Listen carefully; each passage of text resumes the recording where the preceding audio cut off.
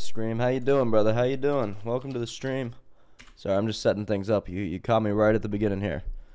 Um, Today we sort of have a broader topic, but I've got some videos pulled up that could be interesting to watch. I was gonna watch a few while we wait for some people to get in. Yeah, thank you, brother. Thank you for joining. Good to see you in the chat again. I appreciate you.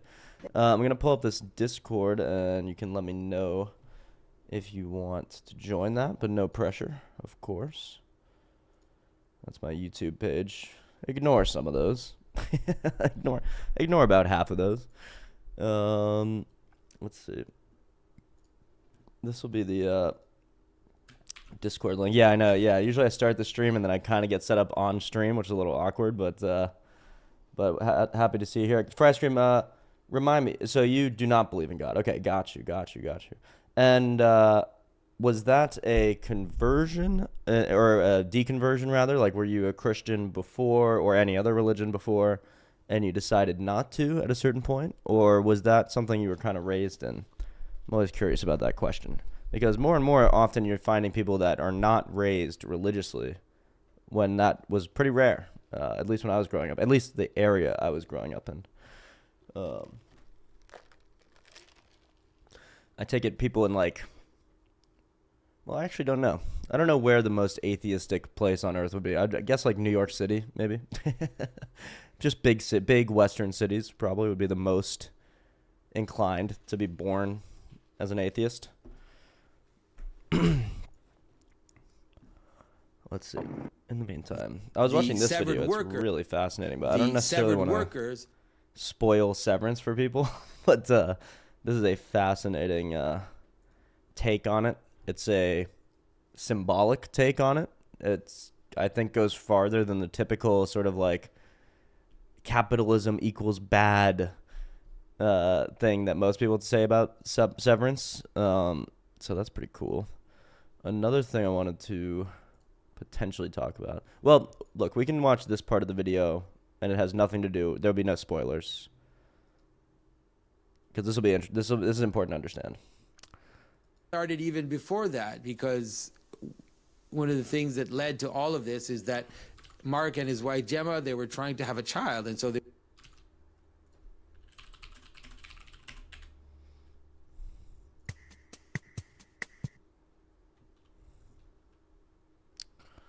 Okay.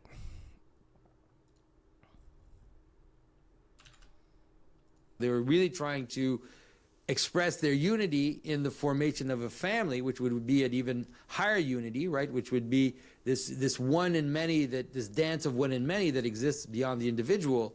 But they're not able to do that, and it's in that moment that his wife. Yeah. Sorry, I realized I hadn't started the stage yet. So try that link one more time. Or okay, I got you.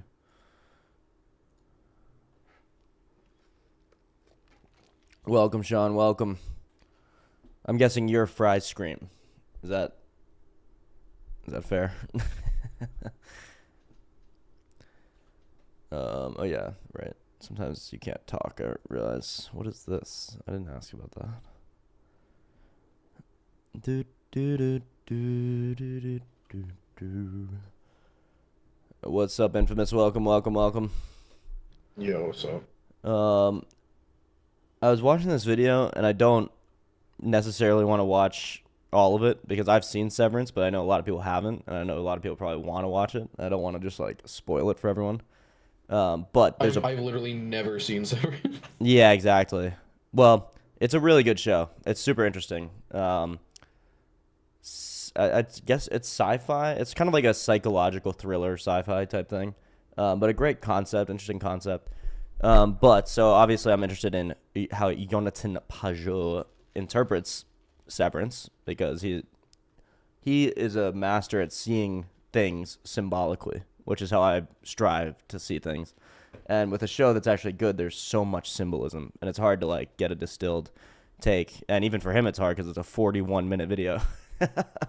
But the way he lays out hierarchy and how we all exist in hierarchy, I think is really, really good here. Really succinct and concise, and yeah, I'd like to watch that.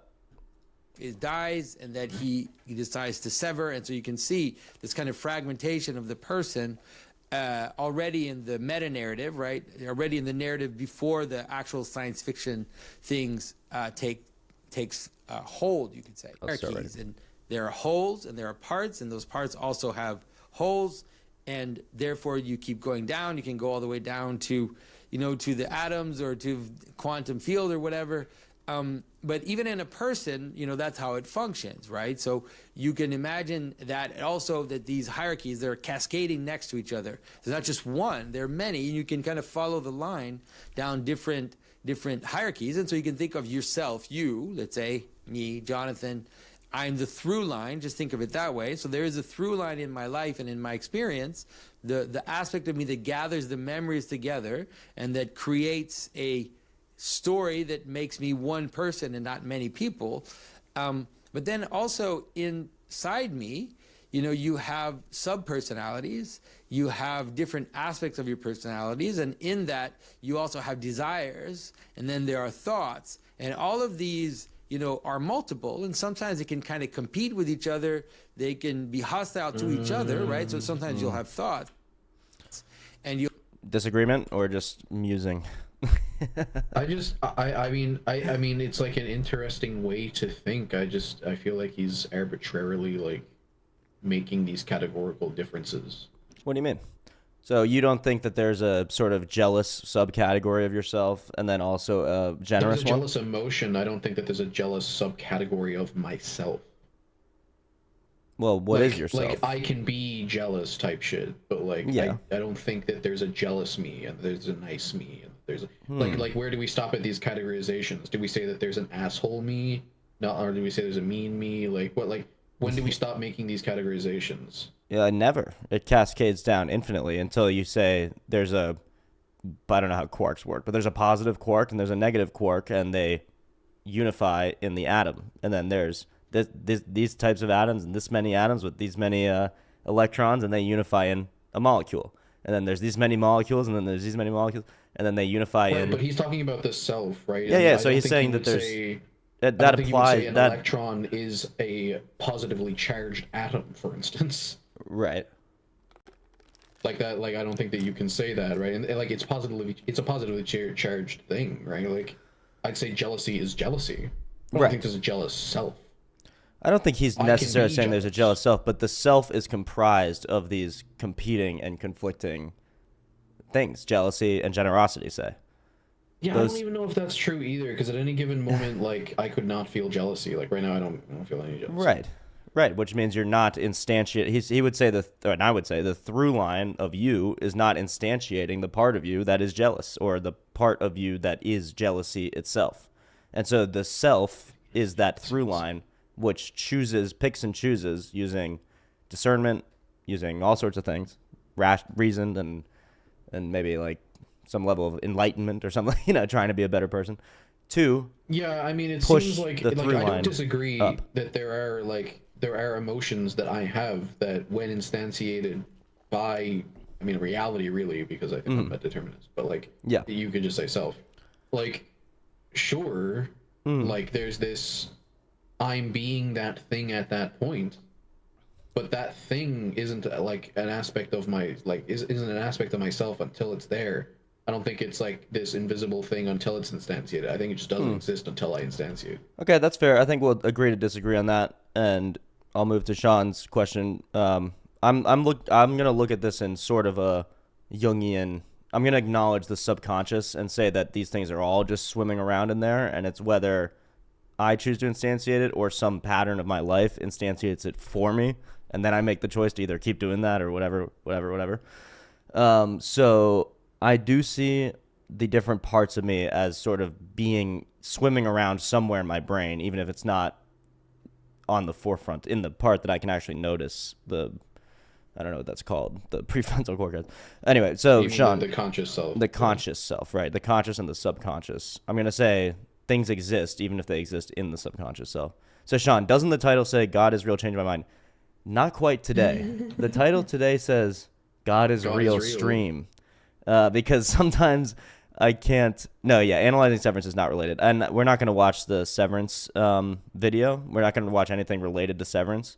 But the way I was watching it earlier, and the way that Jonathan Pajot happens to explicate the way like hierarchies, how they work, and his hierarchy ends in the ultimate, which is God. So it is relevant. Jonathan Pajot always is sort of, he's mostly speaking symbolically, but coming from specifically, well, theistic, but specifically a Christian, specifically categorically, an Eastern like Orthodox. in a metaphysical way.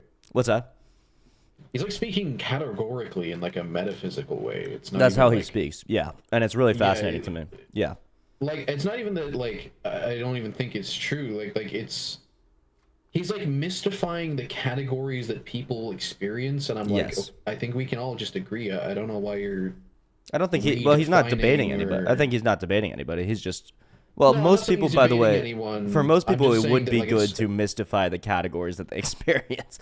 Well, for, I don't think that he's like legitimately debating about anything. In fact, I think he's stating something that I would agree with. I just don't see the use in, like, not redefining, but like rewording something we all agree on. Like fleshing out. I'm jealous. I would say fleshing out something that we all agree on.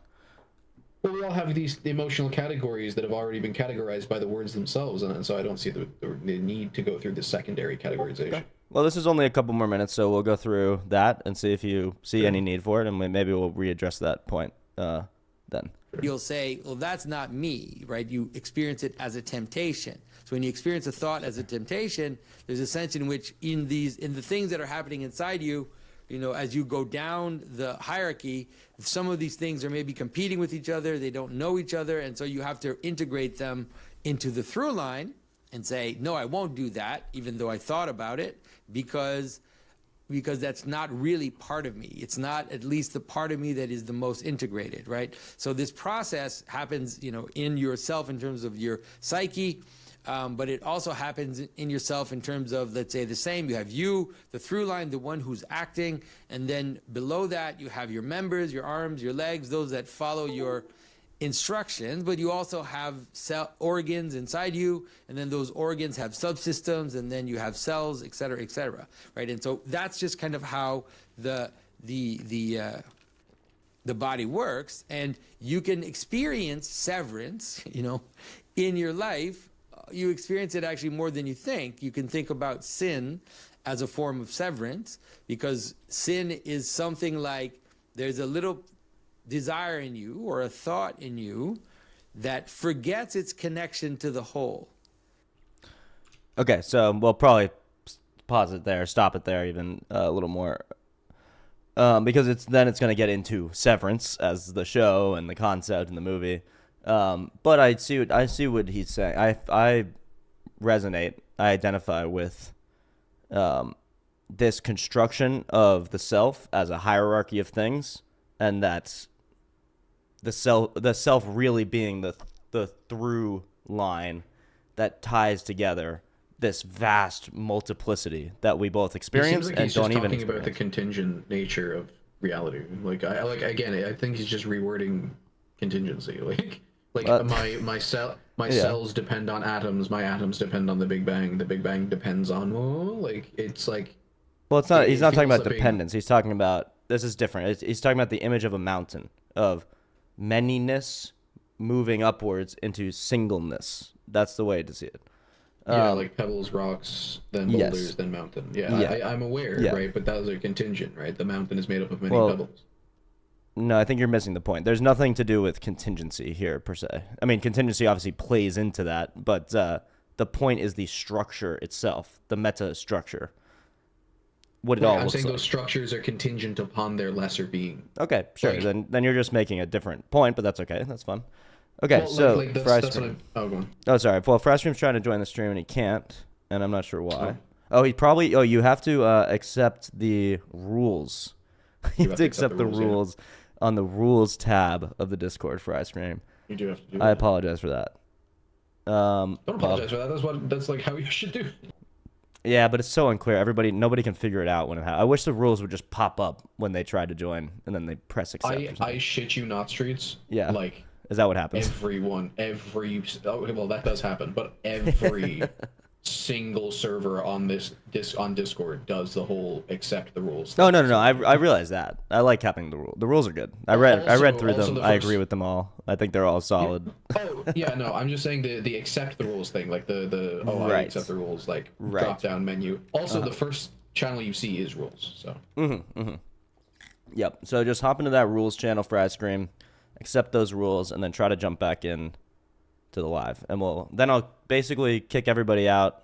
And I kind of want to kick everybody out and just talk to Beep for a second, because I don't often hear from Beep, but only with Beep's consent, of course. So let me know, Beep. That's fine. Yeah, cool. All right. So let's get everybody into. You guys can all, I don't know, congregate in some other tab, if you don't mind, and we will have a little conversation. So remind me, Beep. We were talking the other day, perhaps, and were you the one who was Catholic altar boy turned away, or no? Yes, that's That's right. correct. Okay, that's right. Okay. So, what is your general feeling? What is your intuition towards this question of whether God is real?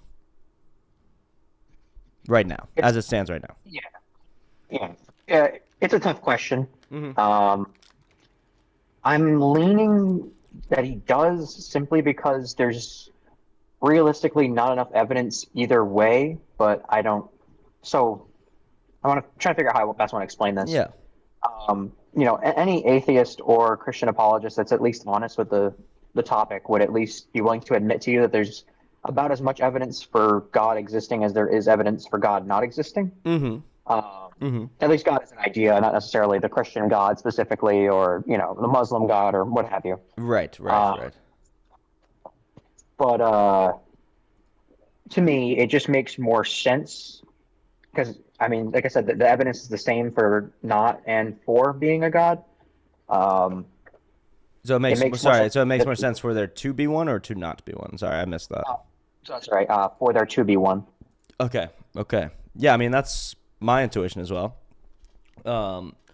And is it your feeling, your opinion, your view that given that they're, just that you're going to, the evidence isn't conclusive in either direction, that you're going to lean towards there being a God, is this like a deistic God that doesn't interact with the universe in any way?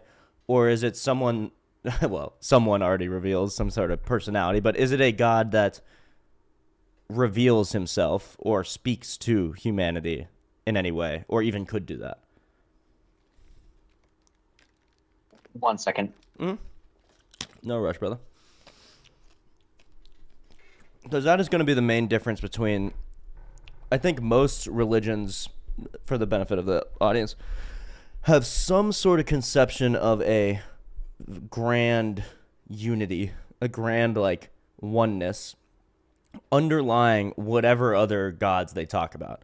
You're going to see this the most clearly in Taoism, the Tao.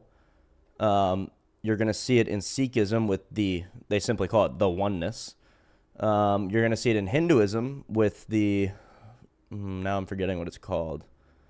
I think it's the Brahma, which is sort of the impersonal, unifying creator of the universe, but leaves matters and actions and things up to Vishnu and Shiva and all these other sort of gods. And they all have this sense of like a deep waters that we're swimming in, like a water of divine, I don't know, divinity. I think most religions have an intuition that there was a creation of the universe. And weirdly, even in science, we have this intuition. It's not proven. And in fact, you could say that quantum mechanics makes it even less likely that there is a real beginning. But we at least accept the Big Bang for the sake of argument as the first moment in time or in space-time. So we all have similar intuitions going all around the world. And I'd say one of the main things that differentiates the Abrahamic religions from the others is that not only is there a sense of this grand unity, this grand unifying divinity that sort of exists somewhere out there in a deistic way, they believe that being interacts personally with humanity.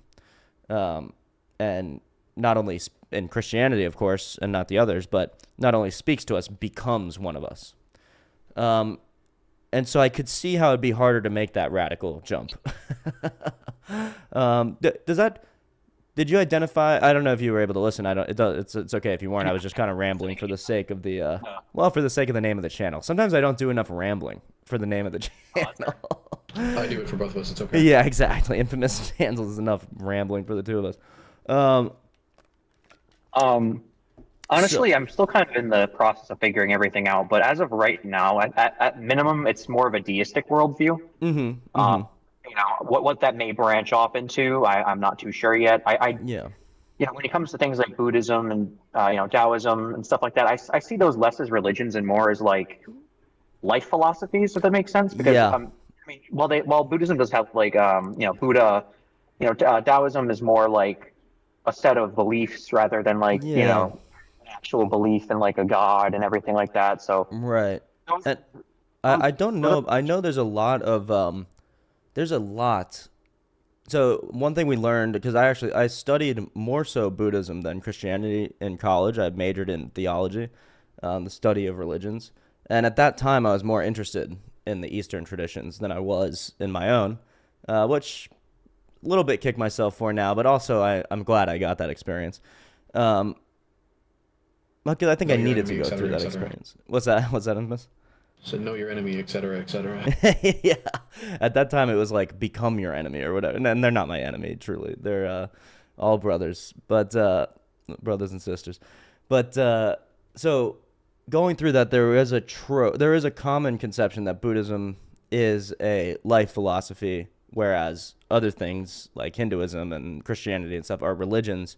But then you get into Buddhism, and you almost can't find where there isn't religious practice or dogma. In fact, it's really predicated on sort of doctrinal practice, like very specific types of meditation and prayer and going to temple and offering, you know, either offering your time or some food or some charity to the monks or money to the temple and stuff like that. And it's hard to confine Buddhism just to it turns out, I'm not saying that you did this on purpose or that even I think you're right that that's the right intuition, that it feels more like a life philosophy than a religious practice. But Buddhism ends up being very, very religious when you get into it. And of course, depending on how you practice and where you are with it and stuff like that. But do you have any inclination towards those Eastern religions? Do you find them interesting, or do you want to learn about those in any way? they're very interesting, but I feel like, at least for me and for my lifestyle, I feel like they're very, how do I want to put this? It isn't like, I guess I want to say they're a little restrictive. That's not to say that like I'm trying to pick and choose which one is less restrictive, but I feel like Yeah. to an extent, you kind of have to have a certain mindset going into those religions, or you have to be brought up into it, Yeah. to really like want to go into it. Yeah. I don't feel like those are something that I would personally want to pursue. Yeah, totally. I felt there's sort of a self-flagellation inherent in like a really serious practice of Buddhism.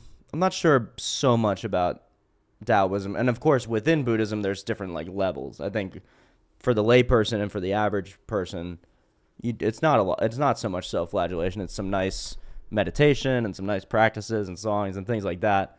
But especially when you're getting into it and you're learning about it, and if you're thinking of becoming one, you can't just become a lay person Buddhist as a European or American Western person, because that's something you're uniquely born into. If you're becoming a Buddhist as an American, you're typically, I mean, I don't want to generalize everybody. I'm sure there are some people that have successfully done this, but it seems like you'd have to move to China or Japan or Tibet or or Thailand or any of these places to really be a true lay person who like kind of casually practice Buddhism if you're coming from such a radically different culture. So one of the things when I was getting into it was Zen Buddhism, and it's the idea that you have to empty your mind entirely. And I felt very happy to say that I think I figured that out to some extent, and I still use those practices, breathing techniques, and sort of mindset, setting your mind in a certain place to empty my mind for prayer, which is great. And to me, a little bit more powerful because it's this relational thing rather than a emptying your mind in the Zen way is almost like it's like melting into your couch and becoming one with everything in a weird way. There's something a little more like concrete and personal and informative to your behavior about having like a relationship with a higher sort of consciousness or something like that. So the relationship is important, and then that falls into what we were talking about before about hierarchy. So within Buddhism, sometimes you lose the sense of hierarchy. In fact, one of the main tenets, at least in Zen, was form is emptiness and emptiness is form. So then you start to get the sense that, well, if emptiness and form are really the exact same thing, those are the two ends of the spectrum, really.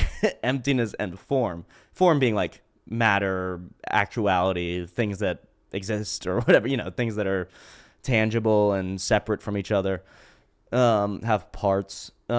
So if those two things are the same, then kind of everything is on the same playing field. That's probably a little too simplistic, but that's where I got with Buddhism and why it eventually I was repelled away from it in a sense. But okay, so what's next for Beep? In what sense are you interested in this topic? And the answer could be not at all. I'm interested in this topic sort of philosophically or out of curiosity, or I don't really care if I ever figure out the answer. But where do you feel like you want to go on this journey? And just to clarify, you're talking about the main question of the video, which is God real? Yes, the question of God, yeah. I suppose learning about him or something like that. If it's a him, right? The part of the learning could be that it's not a him, right? Right. My main goal is, I'm still pretty young. I'm looking for direction in my life, and part of, trying to figure out the world or trying to figure out what I want to do with my life. Because the future is, in my opinion, trying to figure out if there really is a God, and trying to build my world, and trying to build if I have a future family, trying to build that off of that, and trying to figure out myself and trying to figure out what I believe in, That's great. Yeah, that is the whole project of life, isn't it? Especially when you're young. I'm relatively young too, but I'm coming closer. I'm creeping closer and closer to my 30s. Slowly but surely, we'll get there. I'm 26, and my brother, whom I live with, is almost 21, and there is this sort of like aimlessness, this sort of unsureness of what you're meant to do that defines the early 20s and the late teen years of any person. So I totally understand that. What do you feel that you're good at in general?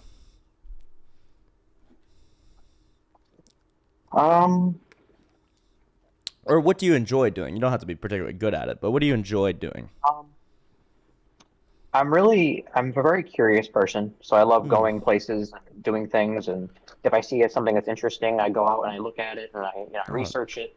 Yeah. That's always kind of been my thing. If I find a topic that I find interesting, so for example, philosophy, religion, I watch countless videos on it, read countless articles, etc., etc., etc. I try to learn about what it is and try to understand it completely. Sometimes, obviously, with something as deep as religion, I don't think it's even possible to actually learn 100%. But,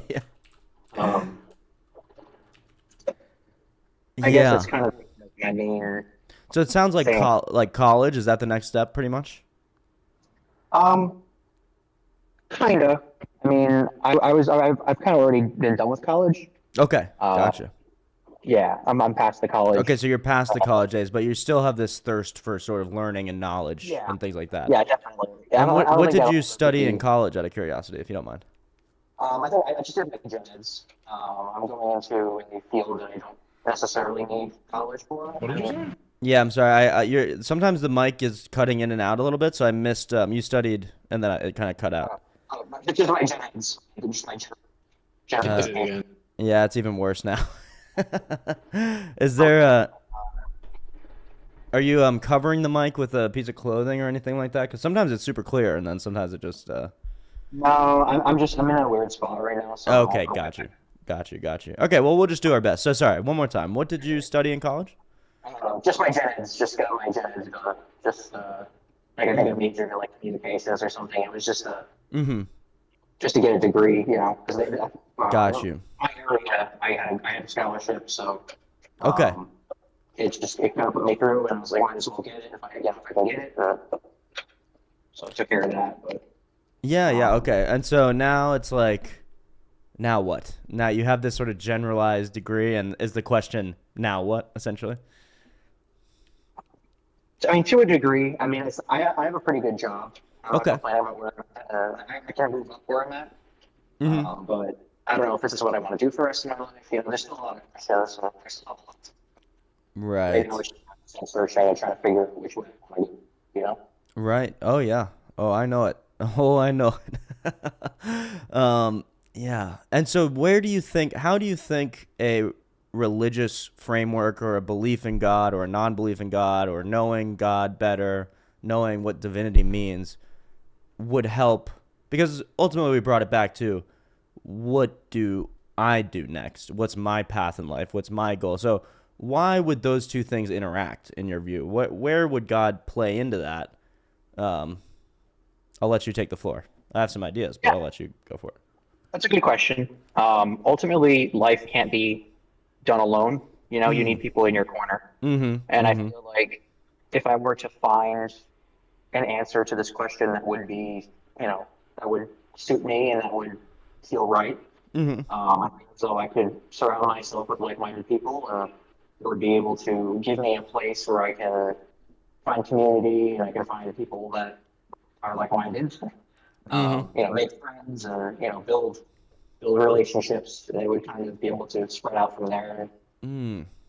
You know, So it sounds like, well, and I don't want to impose too much of my own, but I do want to impose because it's my no, stream. that's right. So it sounds like if you identified the top of the mountain of things, then it would just be easier to see the structure of the rest of it and maybe even hike that mountain. Is that a fair characterization of that? Essentially, I'm looking for the foundation of my house. If you will. Okay, or the foundation too. That's another good way to see it. So if you could identify where to even lay, what kind of ground to even lay your bricks on, right? Lay your foundation on, then the house will be stronger, right? That's the famous story, parable, Precisely. um, Precisely. which I will bring up because it's so good. Okay, so I think that's a worthy goal. So yeah, that's a good way to think about it. Yeah, there is like a sort of grounding that God must be, or divinity, or must be, as well as the sort of highest height of it. And I think that's what's so cool about it sometimes. Um, but we're going to find this verse because it's so fun. Okay, here we are. Oh, and I realized I'm not sharing my screen anymore, but we'll do that. Okay, Matthew 7, 24 through 29, let's call it. Therefore, everyone who hears these words of mine and puts them into practice is like a wise man who built his house on the rock. The rain came down, the streams rose, and the winds blew and beat against that house. Yet it did not fall, because it had foundation on the rock. But everyone who hears these words of mine and does not put them into practice is like a foolish man who built his house on sand. The rain came down, the streams rose, and the winds blew and beat against that house, and it fell with a great crash. When Jesus had finished saying these things, the crowds were amazed at his teaching, because he taught as one who had authority and not as their teachers of the law. So, yeah, what does this mean, this verse here? Does that mean anything to you? Do you find any power in that verse? It definitely relates to the analogy that I used. Whether or not that foundation is Christ, I don't know. Right, that's still an open question, of course, for you. Right. Yeah. I kind of think it might be, Yeah. honestly, but I don't know how biased that is. I'm trying to approach this from a very objective point of view. I don't want to put my own bias. Because like I said, I think we're Catholic, so I prefer the place of believing in Jesus to begin with. So I kind of want to, I'm trying to approach this with an open mind and trying to let, all perspectives go, but I'm still kind of coming back to Christianity. I'm not sure if that's eternal bias. I'm not sure if that's just, me. I'm not sure yet. So again, that's all part of the process of figuring it out. I think the stance of humility that you're taking of not being sure is a good stance to approach this with. And if it leads you back to Christ, which I imagine it will, I pray that it will, or I hope that it will, but I would say retain this unsureness, retain this sense of like, it could be this or it could be that. And that'll just, if it does happen, make the experience even stronger. Because you'll know you have examined a lot of the options. You can't examine all of them. You did say you wanted to take it from sort of an objective point of view, and I think it's important to acknowledge that that's not really possible. You can try to be as objective as possible, of course, and you should be. I think that's what you meant, of course. Yeah, I guess I used the word objectively wrong. Well, no, it's good. It's good. The least biased point of view I could possibly take. Right. Right. Trying to give every worldview a genuine shot. I'm trying to see where it's going, and if I don't think that that's the way, then I'll try to back off and try another way, rinse and repeat, or something, so we figure it out. Yeah. No, I think that's the good way. I'm just gonna explicate a little bit because I'm a nerd for just a little bit of exegesis, if that's even what this is. But so, sure. Therefore, everyone who hears these words of mine and puts them into practice is like a wise man who built his house on the rock. So to me, this is not, obviously I think it would be wise to follow the words of Jesus, but let's be clear that this is a parable. So it is not, if you don't listen to me, I'm going to blow your house down or something like that. If you don't do what I say, then, we'll get to it later, but so therefore everyone who hears these words of mine, so this is for the people who have heard the message and have to some extent, by putting them into practice, have internalized the message. So they've heard the message, they've internalized it. They're like a wise man who built his house on the rock. The rain came down, the streams rose, and the winds blew and beat against that house. Okay, so remember what the house is. Because this is a parable, the house is not... this is obvious, but I just want to make it obvious. The house is you. You are the house. You are the wise man who... This is so funny how this works. That's exactly what I'm talking about with this thread of self that ties together. Not what I'm talking about, what Jonathan Patjo's talking about, which I will proselytize right now. The thread of self that ties you together is the wise man. And your sort of person is the house. So it's like you're both the wise man. You build yourself, but then you also have to live with yourself, right? You also have to live in yourself. So that's sort of what is meant by the wise man and the house here. It's both you. So then the rain comes down, the streams rose, and the winds blew and beat against the house. Now, there's the obvious imagery of you're going through a storm. We all go through storms in our lives. Like, bad things happen that we cannot control. And this is to address how do you respond to when bad things happen that you can't control. But there's another element here. Whenever we see water, whenever we see rain, that's water from above.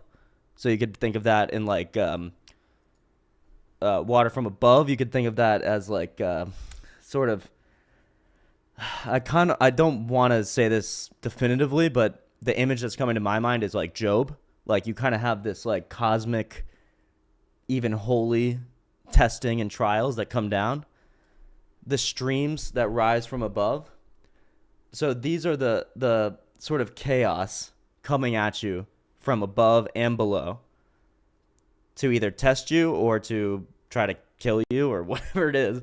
I would imagine the streams rising from below is sort of like a Satan type thing. Would be he'd send those streams, and God sends like rain. So streams cause flood and destruction when they rise like that. Rain can cause flood and it can contribute to destruction, but ultimately rain is good. We pray for rain. We hope for rain, especially in the ancient desert. And it causes growth and life, and we need rain. So when these things converge, and then also just everything else is coming at you from the side, the winds blow in. So this is an image of a person being come at from all angles, essentially, which is what will happen to us in our lives at one point or another. And we pray that it doesn't happen often or too much, but it will. And so when it does, how are you going to respond? Yet it did not fall because it had its foundation on the rock. Yeah. I mean, I think we're to see the rock as Jesus, certainly, his teaching at least. And really, more fundamentally, as God. Where do you place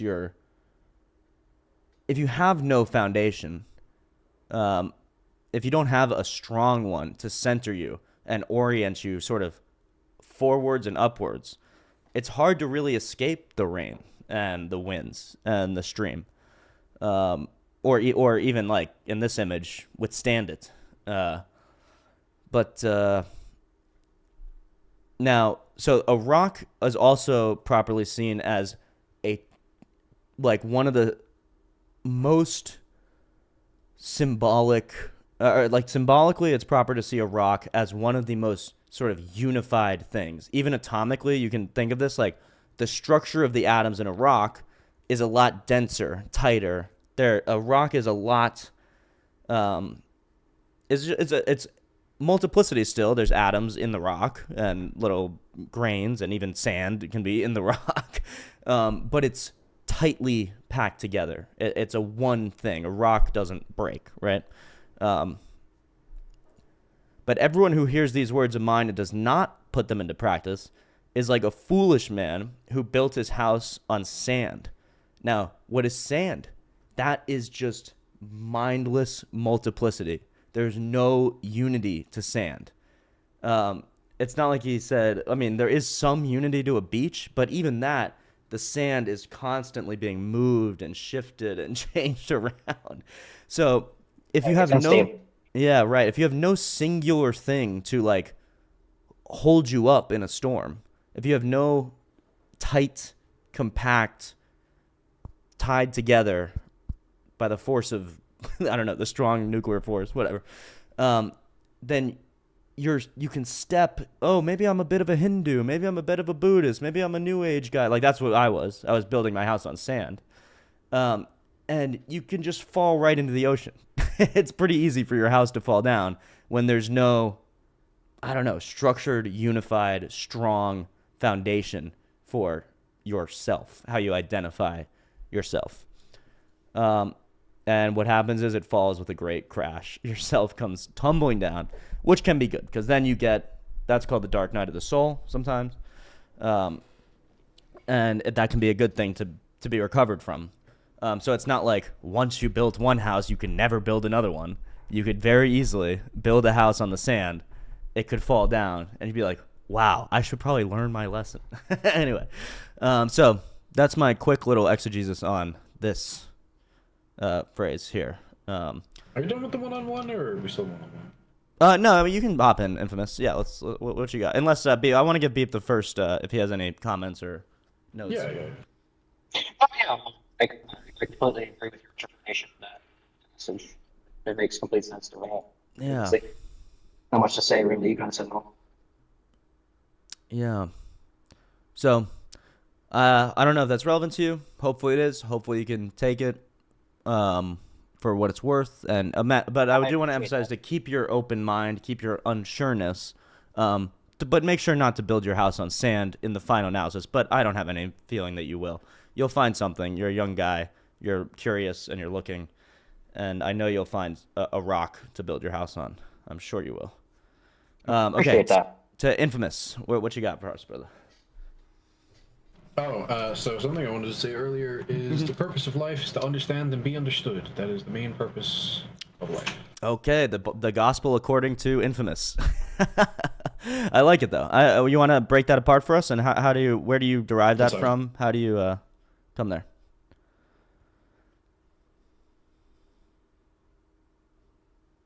I think he said 1 sec. That's okay. Maybe we can even find that. Okay, I'm back. Oh, okay, yeah. So I was curious I know, where. I didn't quote it from anywhere.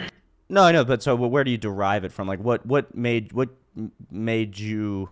Is this something you just decided, you learned, you felt? It's an intuition. It's an observation. Like, everyone wants to observation. be understood. It seems that every time Yes. anyone fights about anything, it's always some conflict of miscommunication or misunderstanding or wanting to be understood by another person, etc., etc. The only other cause of strife, of great strife, that I generally see in life is not understanding something or some other person. Right. Like, for instance, the difference between people who blame others and people who blame themselves is that one wants to be understood and the other wants to understand. So, like, generally, that's the feeling I get from how people want to navigate their lives. Obviously, the ultimate meaning is to be happy.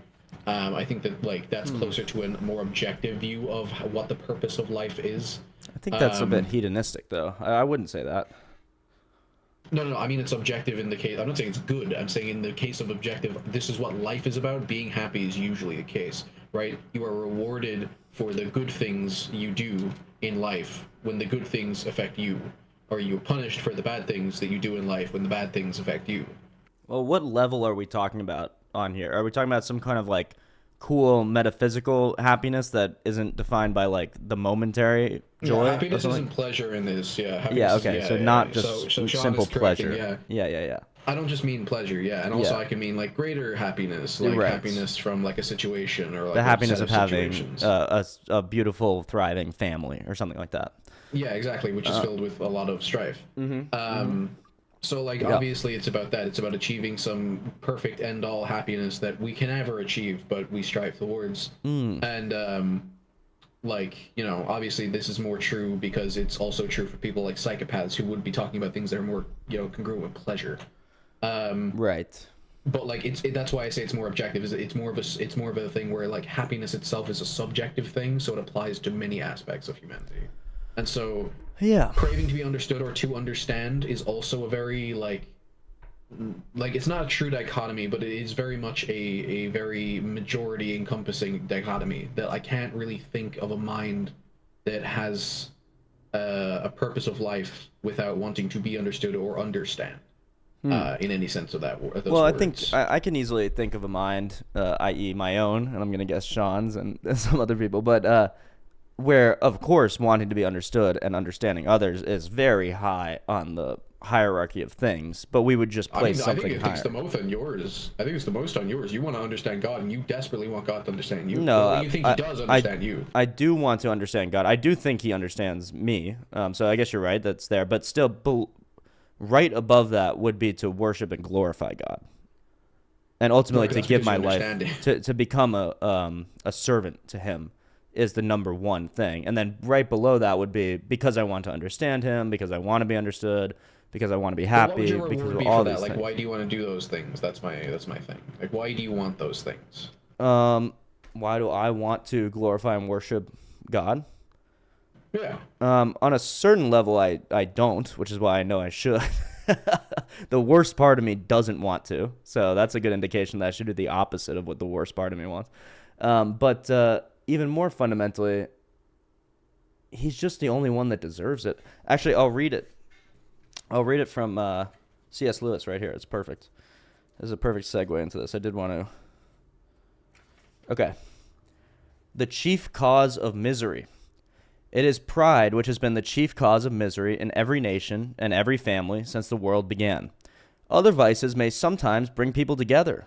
You may find good fellowship and jokes and friendliness among drunken people or unchaste people. But pride always means enmity. It is enmity. And not only enmity between man and man, but enmity to God. Enmity being like putting people at odds with each other, like being against someone. In God, you come up against something which is in every respect immeasurably superior to yourself. Unless you know God as that, and therefore know yourself as nothing in comparison, you do not know God at all. A proud man is always looking down on things and people, and of course, as long as you are looking down, you cannot see something that is above you. That raises a terrible question.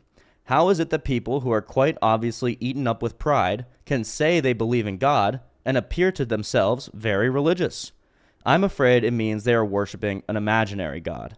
They theoretically admit themselves to be nothing in the presence of this phantom God, but are really all the time imagining how he approves of them and thinks them far better than ordinary people. That is, they pay a pennyworth of imaginary humility to him and get out of it a pound's worth of pride towards their fellow men. I suppose it was one of those people who Christ was thinking it was of those people Christ was thinking when he said that some would preach about him and cast out devils in his name, only to be told at the end of the world that he had never known them. One of my favorite verses that I quote a lot. And any of us may at any moment be in this death trap. Luckily, we have a test. Whenever we find that our religious life is making us feel that we are good, above all that we are better than someone else, I think we may be sure that we are being acted on not by God, but by the devil. The real test of being in the presence of God is that you either forget about yourself altogether, or you see yourself as a small, dirty object. It is better to forget about yourself altogether. That's a lot closer to why I have the desire to worship God than to pursue any of my own happiness or anything like that. He is... Well, I mean, this is to pursue your own happiness. That, like No. whatever about being understood and understanding, that's to pursue your own happiness. I mean, I do You want that. To be clear, I do want those things, but I can't want them more than I want to seek God. Otherwise, I'm a prideful... Let me just read this one little part again. In God, you come up against something which is in every respect immeasurably superior to yourself. Unless you know God as that, and therefore know yourself as nothing in comparison, you do not know God at all. I believe that to be true. Might be radical. If it's it being your happiness. But you see how it's not really about happiness is a happy coincidence that comes out of subordinating myself to the highest being that I know. That's not the top of the mountain. That's not the priority. I would rather be miserable and be blessed are they who are persecuted in my name. I'd rather be persecuted for God than be happy but again, it without would be a him. greater happiness. I'd rather be persecuted for having a family, but I still want the family. Like it's. I don't see why you're separating yourself from this happiness thing. Like he literally says that heaven is a state of infinite happiness. Like I don't know. Seriously, but not in that something that passage. he wants you to strive for. No, it's like generally the view of heaven. Yes. It's the reward for doing the thing. Like, but that's exactly. He wants you to strive to be unhappy while striving towards him. Like he is light. It's happiness. Right. Like he doesn't expect you to go against your nature. No. I want to. Does your now nature, but like other aspects of your nature is fine. Like happiness is fine. I do want to affirm that happiness is a perfectly valid and solid, especially in the way we talked about it, not just like pure pleasure, but happiness in that bigger way, is a totally valid way to pursue your life, and that's how I pursue pretty much everything in my life. I'd say it's the only way to pursue God. Yeah, Why else would you pursue him? For his own sake. But you can't do that. Why not? You're a person. Well, like you aren't an objective being. All I'm resisting is the fundamentalist evangelical view that heaven is a reward for your good deeds or your obedience or something like that. Heaven is I think it is a reward, at least in some sense. It's what you deserve, though, in another.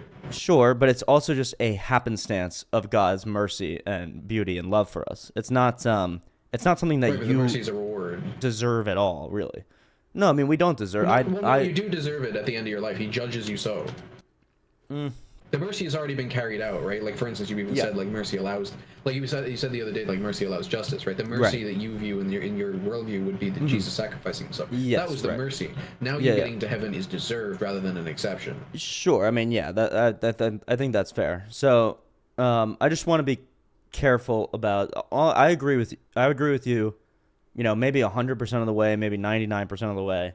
That happiness is the motivating factor for basically doing anything and everything, and Why do you stop at probably God? even for pursuing God because but it's like what comes first, the chicken or the egg? It makes me happy to pursue God because God is worthy of that and deserving of that, and it's really the only I'll put it thing. to you like this: do you think God is happiness? Like, do you think that one of his like many aspects is in and of itself Yeah. like a whole Yeah. aspect of happiness? Yeah, I think Okay, joy, then you are but yeah. striving towards and glorifying happiness. Yeah, in part, yeah. Okay. Yeah, yeah. I think that's Sure, fair. sure. Even in Okay. part, I think the statement holds that you are trying to achieve happiness. Like you're Yeah. trying to achieve, being close to God.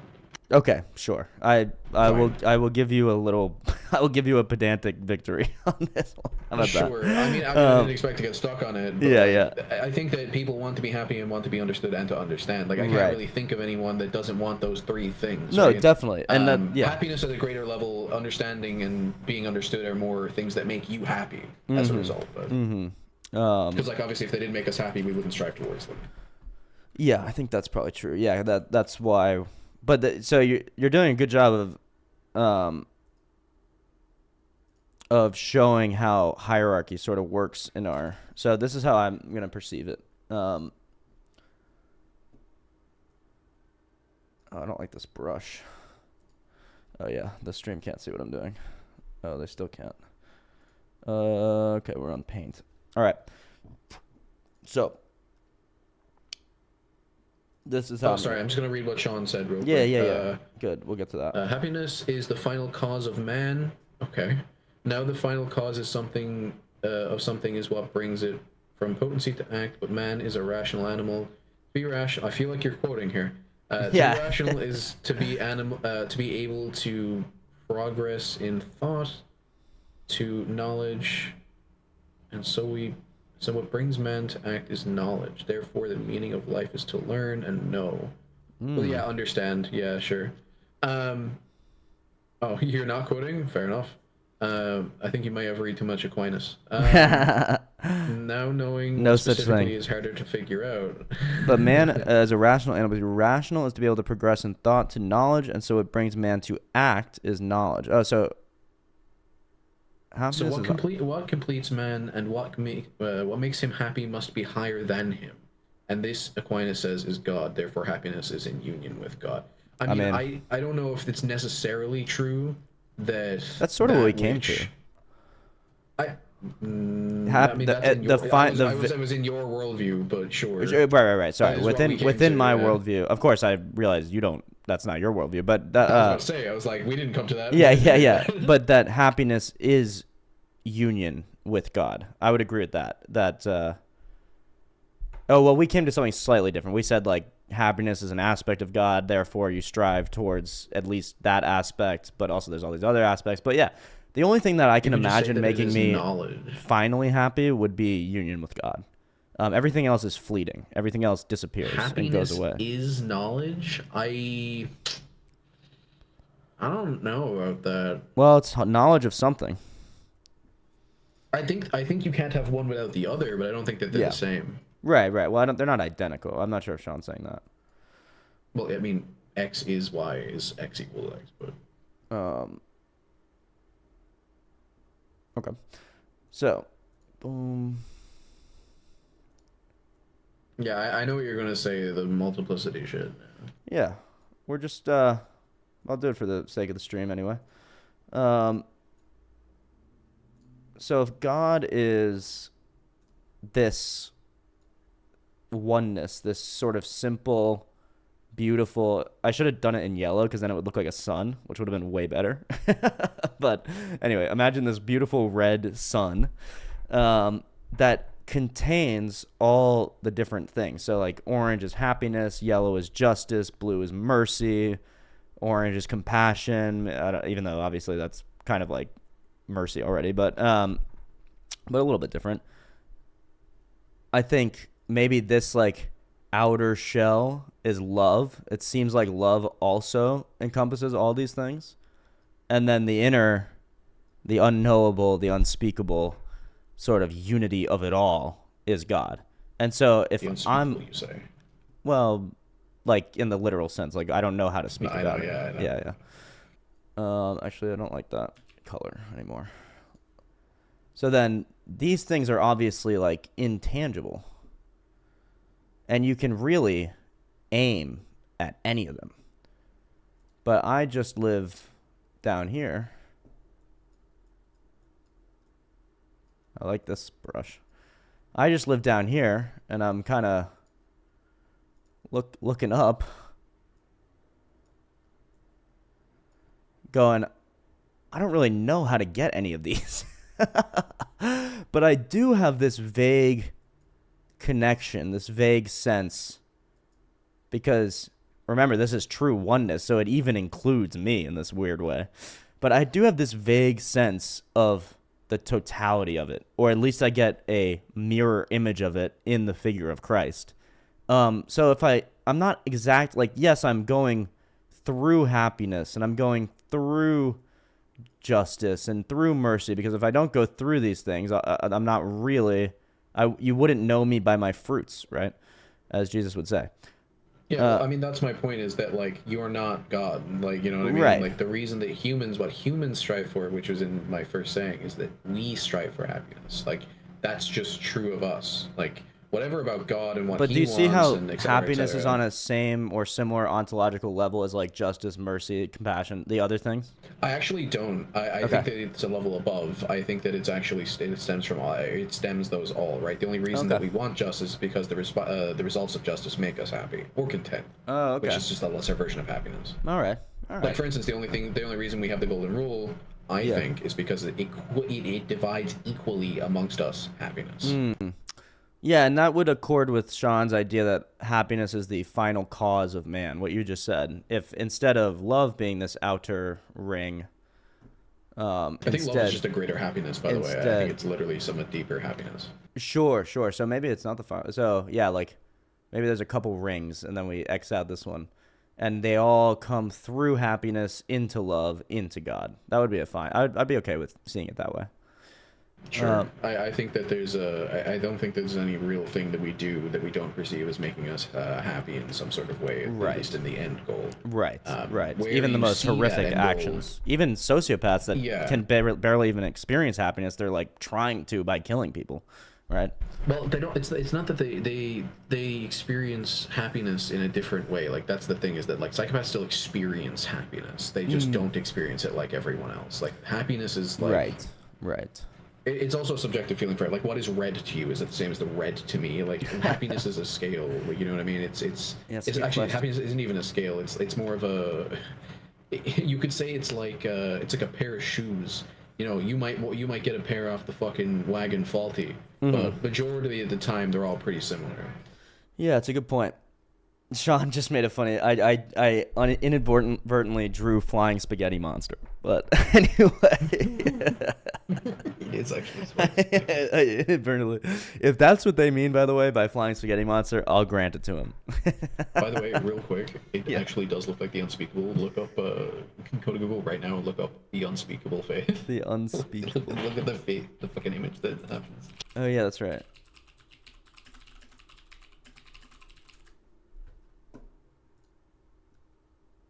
Oh yeah, it does actually. It does look like the unspeakable. Anyway, I'll switch the.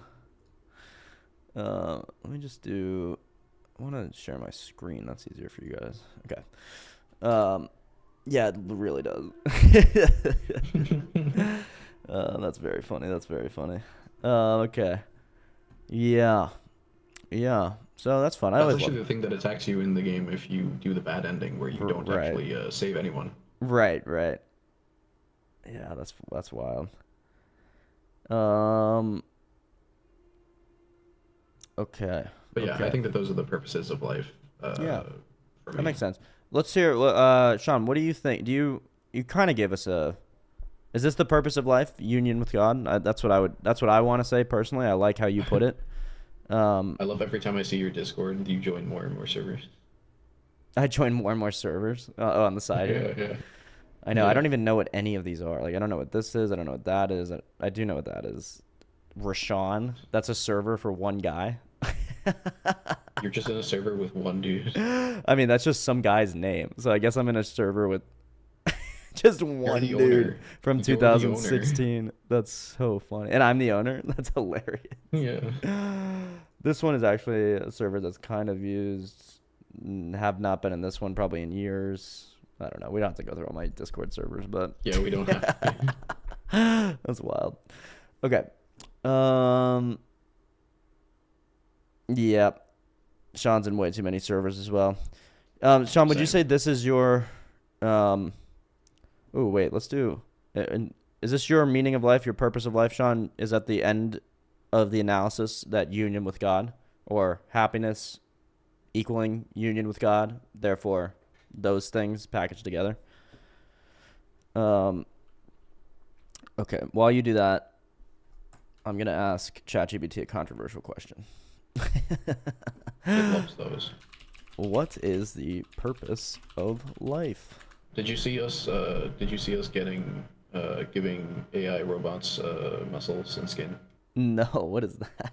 We need to stop. We need to just stop immediately. Like, We're giving the them- T800 is gonna start fucking following me around. We're giving them muscles and skin and stuff?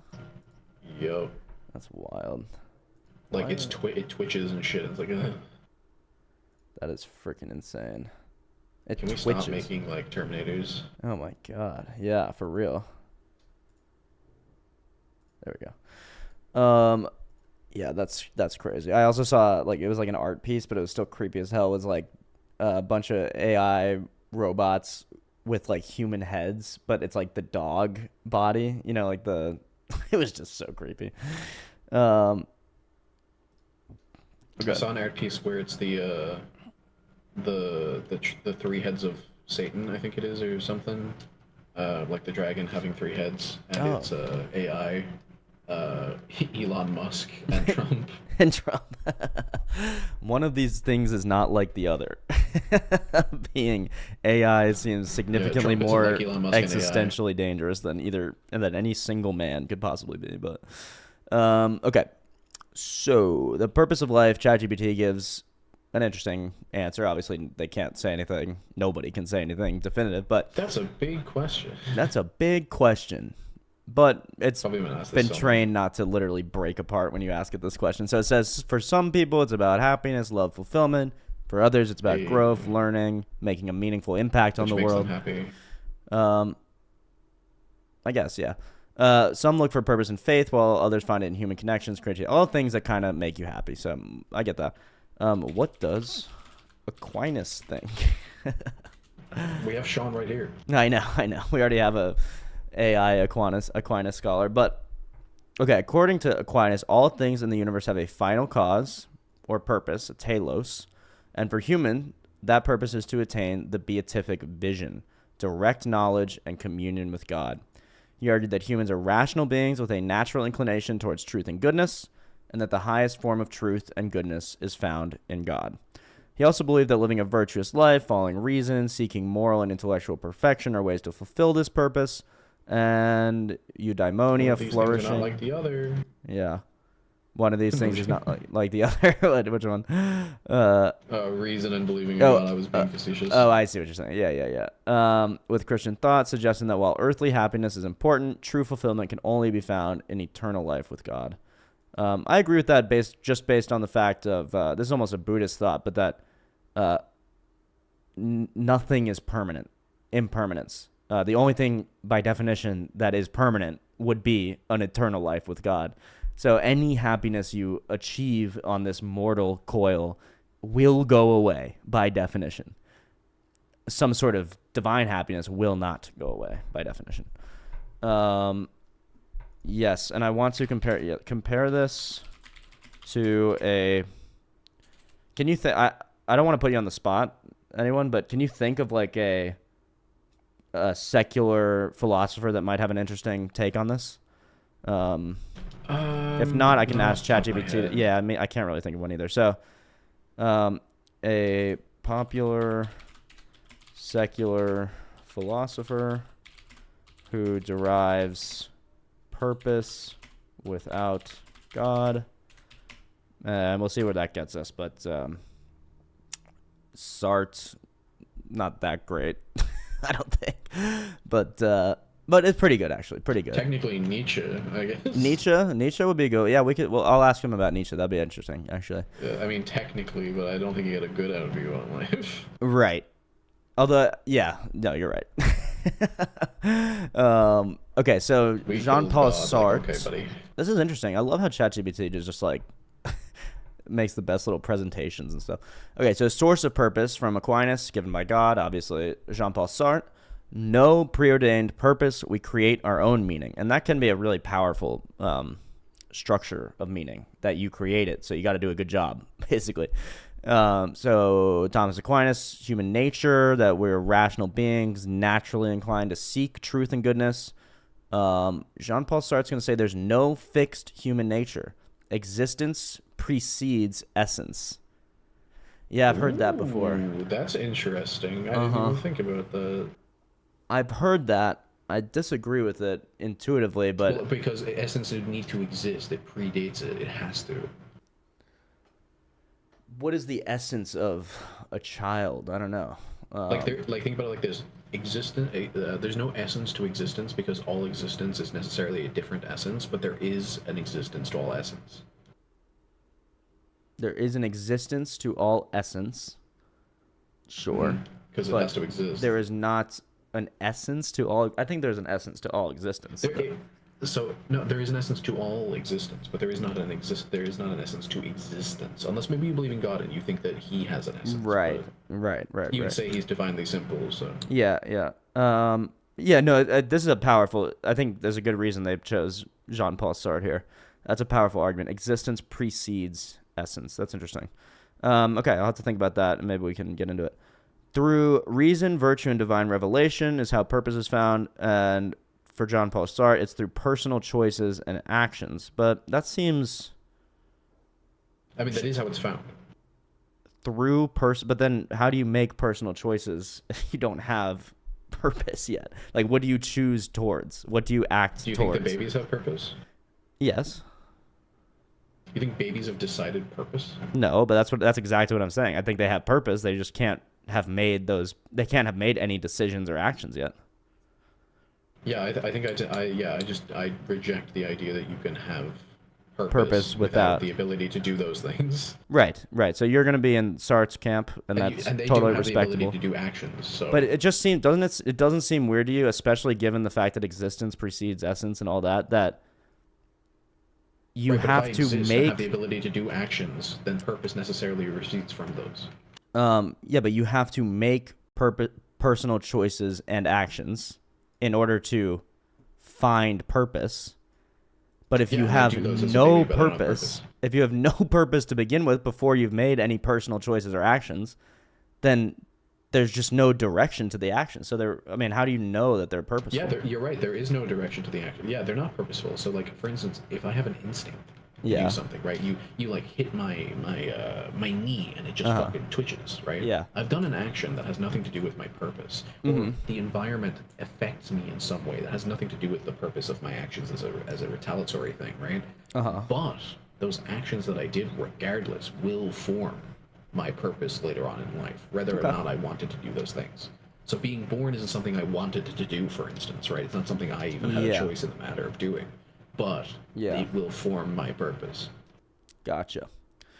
Okay, I mean, I guess I could see. It's kind of intuitively, it kind of sounds like jumping out of the hole that has no bottom, but that's fair.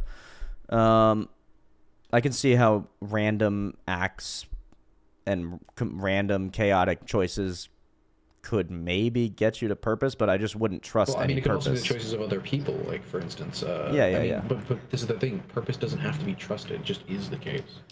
Yeah, I would want to trust purpose if I were going to use it or instantiate What do you mean by it. trust purpose? Well, I don't have think not like have a proof that what I'm aiming at is exactly correct, but just be like have any sort of basis to say like this is a good way to live my life or a good direction to go in or something like that.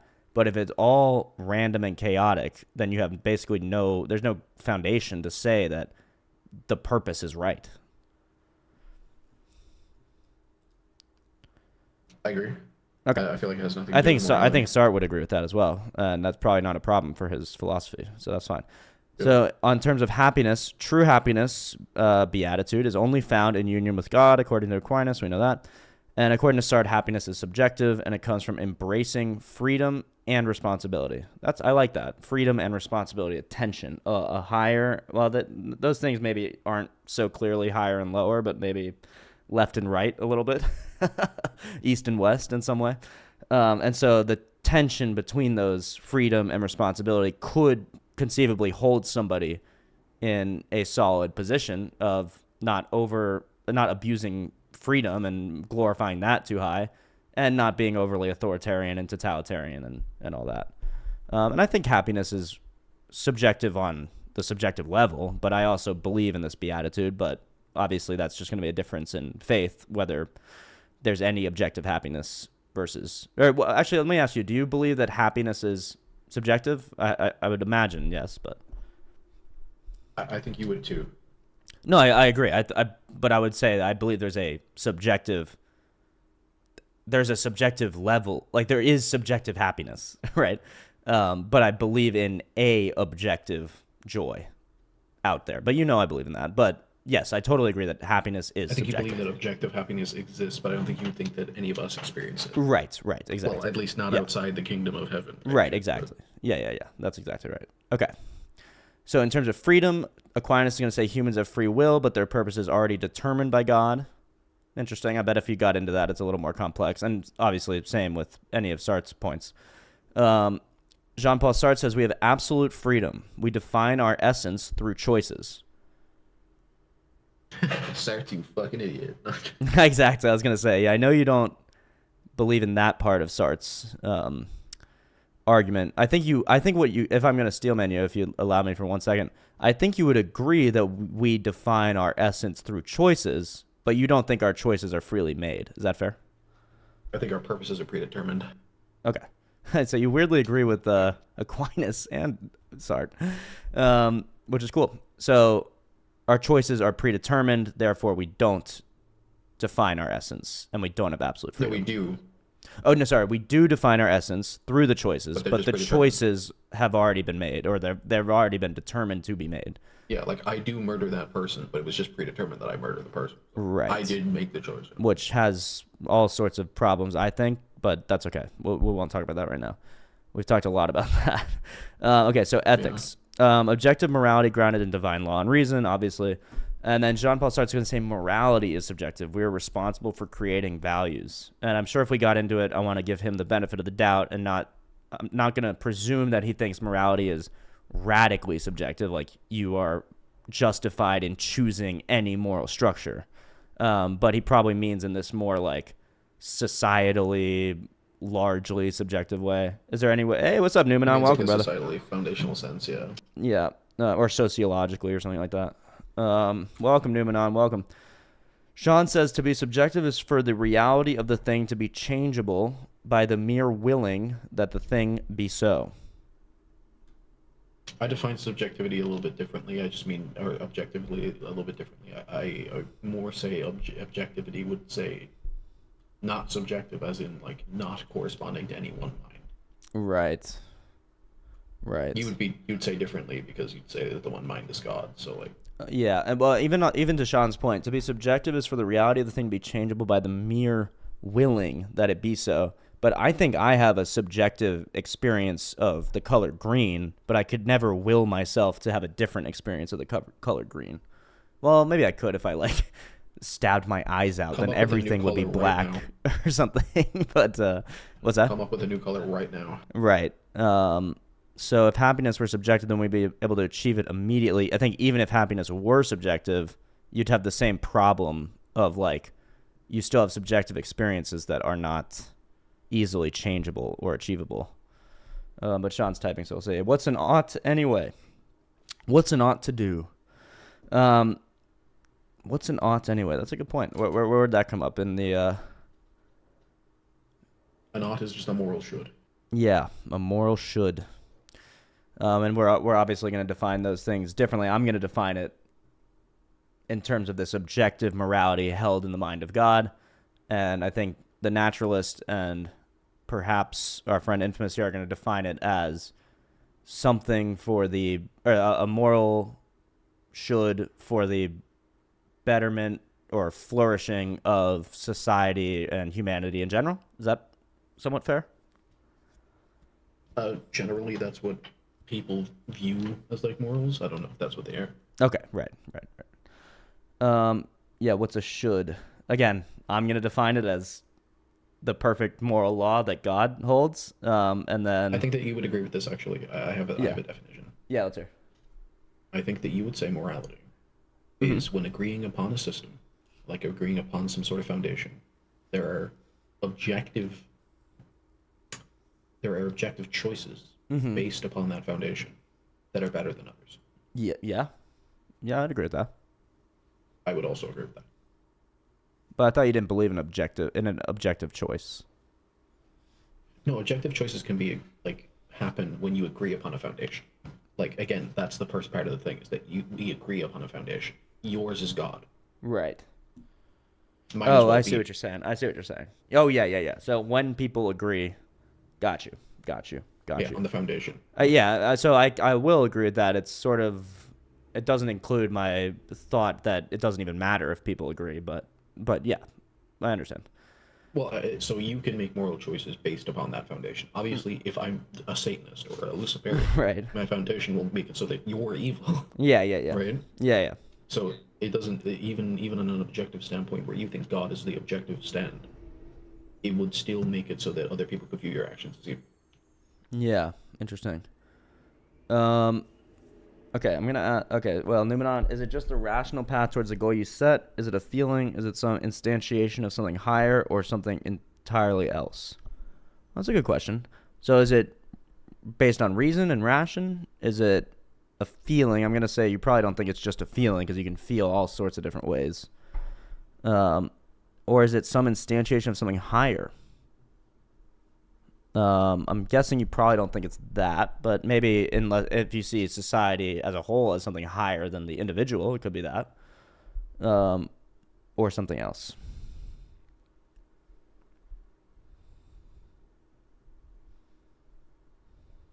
Interesting question. One for Infamous to ponder, and if he likes, respond to. In the meantime, What was it? Sorry. Numenon asks, is it's being like whatever this moral structure that we decide on to agree on, is it just the rational path towards some goal that you set? Although that is baked with all sorts of you setting goal. No, I don't know, but so is it a if we feeling? agree upon the rules, Is if it we agree upon the rules of chess, then there are objectively better moves to make, like whether or not we agree on the moves.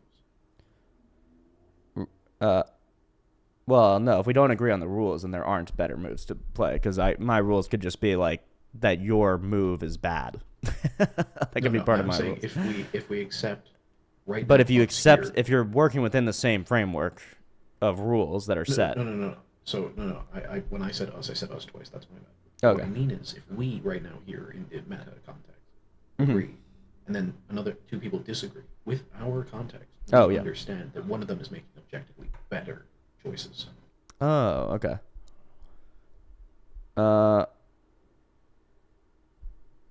It's not for anyone specifically. I just have no clue what it means for a statement. You shouldn't do that.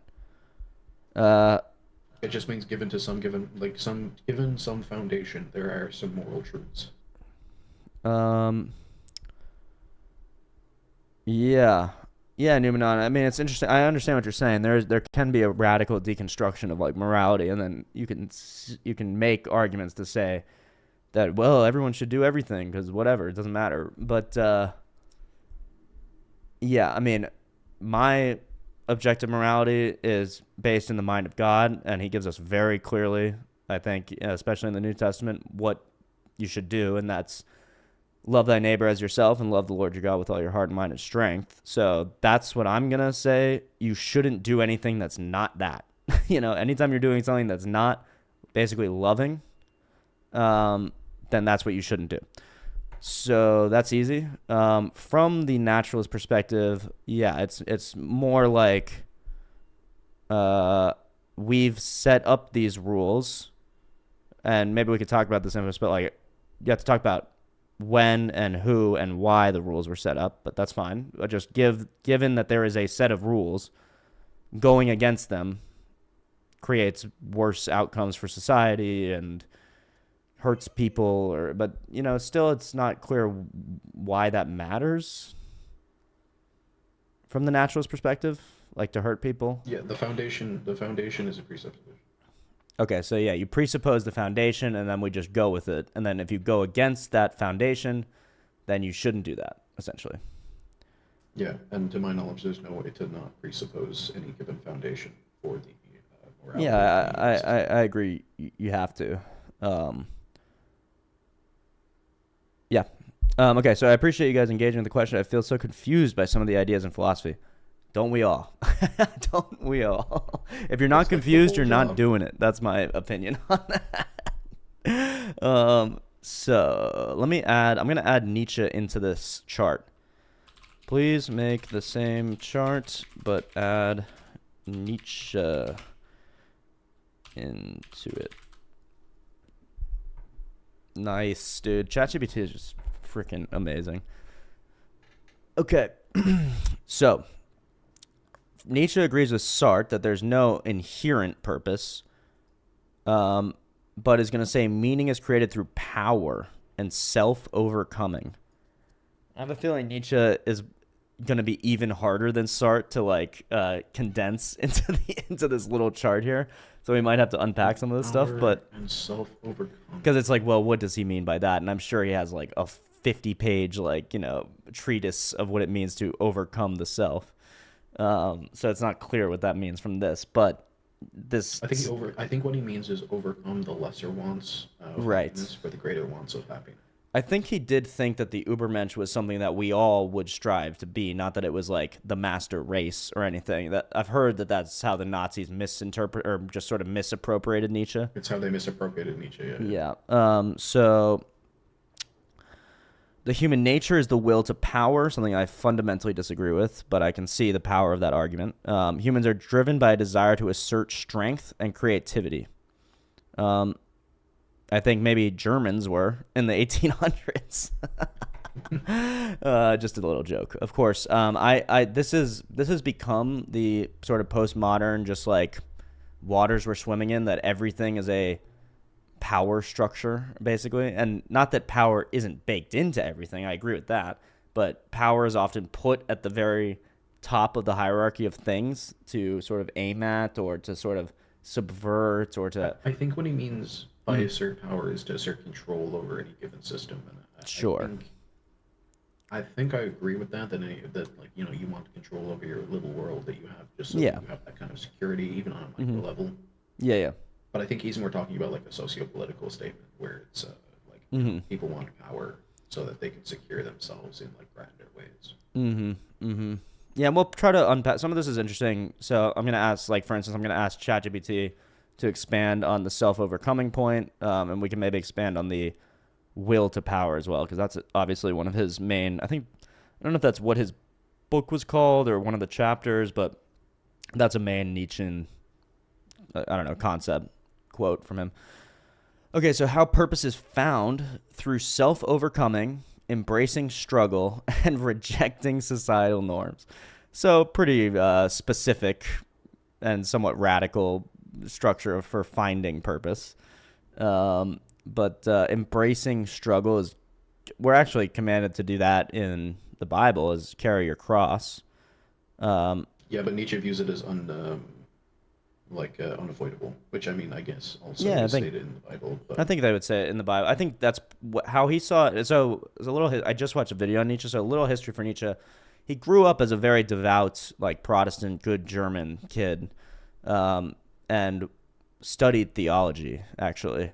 When he was young, though, his dad, who was really this perfect, project, who knows what he was really like, but perceived to be this kind of a happy, strong patriarch, leader of the family, kind and generous and all these things, came down with this crazy mental disease that like hollowed him out as a person and made him just like sit in the window and like stare out the window all day. And this sort of affected Nietzsche. And it kind of gave him this like, it had the effect apparently of hollowing him out a little bit. And since he was in elementary school or whatever, middle school, Grundschule, as they might call it, Realschule, then people always described him as being sort of like emotionless and sort of like not, maybe, I don't know if nihilistic is the right word, but just like not being very expressive and stuff like that. And then he goes to college and he has no friends and people are really mean to him. And then he goes to like grad school and everything works out great. And he's one of the top students in philosophy. And he gets this great job as a professor in this college. Oh yeah, peace, Numenon. No problem. Glad you could stop in and you posed some interesting questions. So always a pleasure. Always a pleasure. And then what happened is he can't, like, life is finally going well for Nietzsche again, probably the first time since he's like 8 years old. And then he comes down with a crazy, crippling case of, I think it was syphilis. And that's the famous thing, that Nietzsche had syphilis. And, you know, it's unclear how much it drove him mad until the very end. Like, probably not that much, but he had to quit teaching, the thing he loved, and he had to become a recluse again, which he hated. And so his life he perceived as this, like, struggle. It's sort of like a Job-like tale, except at the end he doesn't learn the lesson.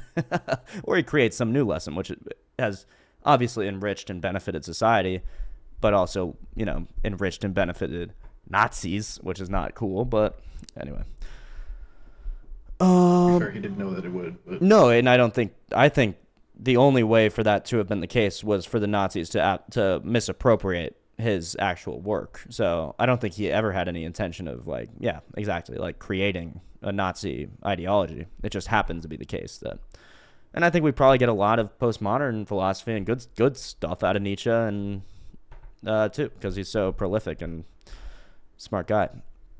But okay, so happiness. On the point of happiness, according to Nietzsche, happiness is secondary. Struggle, suffering, and achievement are more important. The most German philosopher of all time. That's crazy. Okay, so in terms of freedom, he also believed in radical freedom to redefine values and reject imposed morality. That's something he's going to agree with Sartre on. Ethics, traditional morality, especially Christian, is a tool of the weak. That's right. That's his famous thing, that Christianity is a slave religion. I would also agree. The strong must create their own values. No, I mean, I would also agree, but in the best way possible. It's to serve the... I agree. It's yeah, useful. Yeah.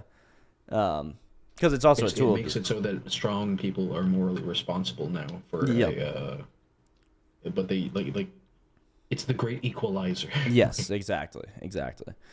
And so Nietzsche obviously had this sort of... Oh, that was the thing. He also, somewhere along this long path of struggling, he just lost his faith as well. So then he started... And I don't think he meant to be like the opponent of Christianity per se. But those are the waters he was swimming in. And so he's going to analyze, which is good, and I think should be done, analyze Christianity from the outside perspective and say, what is the effect of this? I think it's a little strong to say it is a tool of the weak. It is a tool of the weak. So, you know, I think he's probably right in that. And it just got, but it's not merely a tool. That's the thing. It gives us tools. It gives the weak tools. But that's not all it is. It's so much more than that. But I don't even think Nietzsche would say that's all it is. But new Alex O'Connor video. Oh, yeah, we can watch that. That'd be fun to react to. The Bible is not historical. Yeah. Oh, that'd be really good to react to, because I just watched the Jimmy Akin Bart Ehrman debate. And so I probably have some thoughts. What was that? Oh, it's so interesting. It's the only debate I've ever seen Bart Ehrman actually at least be, like, if not lose, it's unclear who won. Usually Bart Ehrman just wipes the floor with Christians and apologists. He did not with Jimmy Akin, in my opinion. And we can even watch parts of that, because there's timestamps, so I could find the parts that would show that. Okay, so, and then ultimate goal, becoming the Übermensch, one who transcends traditional morality and lives creatively. Sweet. Let's look up that It Alex. is a tool of the weak, but it depends on how you interpret that sentence. I would argue it is a tool for them. It lifts many people up. Well, yeah, I agree. What's that? Beep just agreed with us. Oh yeah. The funny thing about the Ubermensch concept is that it does the same thing that Christianity. Actually, his whole philosophy essentially does the same thing that Christianity Basically does, describing Jesus. which is to try to transcend yourself, become, make the weak into the strong or whatever. It just does it in a very different way. So that's cool. We'll do the key takeaways. Aquinas sees life purpose as fixed by God. Sartre sees it as self-created, and Nietzsche sees it as a struggle for power and self-overcoming. Both Sartre and Nietzsche reject absolute morality, which is interesting. Obviously, Aquinas does not. Oh, wait, I think I get what Nietzsche's talking about, actually. In what regards? I feel like the nature of humanity is to be weak, right? We're born weak. And I think that throughout your life, you try and develop and fight against your nature to grab at all the power you can to create everything you own, everything you are by extension. Yeah. I think that's an interesting view. No, I mean, there's a reason he's one of the fathers of our modern thought, for sure. Yeah, I think it's very interesting, and it might even be just right. But I wouldn't say it's the end-all, be-all. I wouldn't say it's the whole story. But yeah, I think he's a very interesting guy. Maybe we could even get more into Nietzsche on another day or later on. But now I'm curious about this Alex O'Connor video. Oh, it's not actually on his channel. It's by Hagburn, I think. Okay. Biblical historicity? Or does it have an actual name? It's just you just look up Hagburn and it should come. Hagburn? Hagburn. Like so? I'm just sending you the link. Okay, yeah, send me the link. I'm actually gotta go to the bathroom. Oh, you said Bagburn. Oh, did I? Yeah.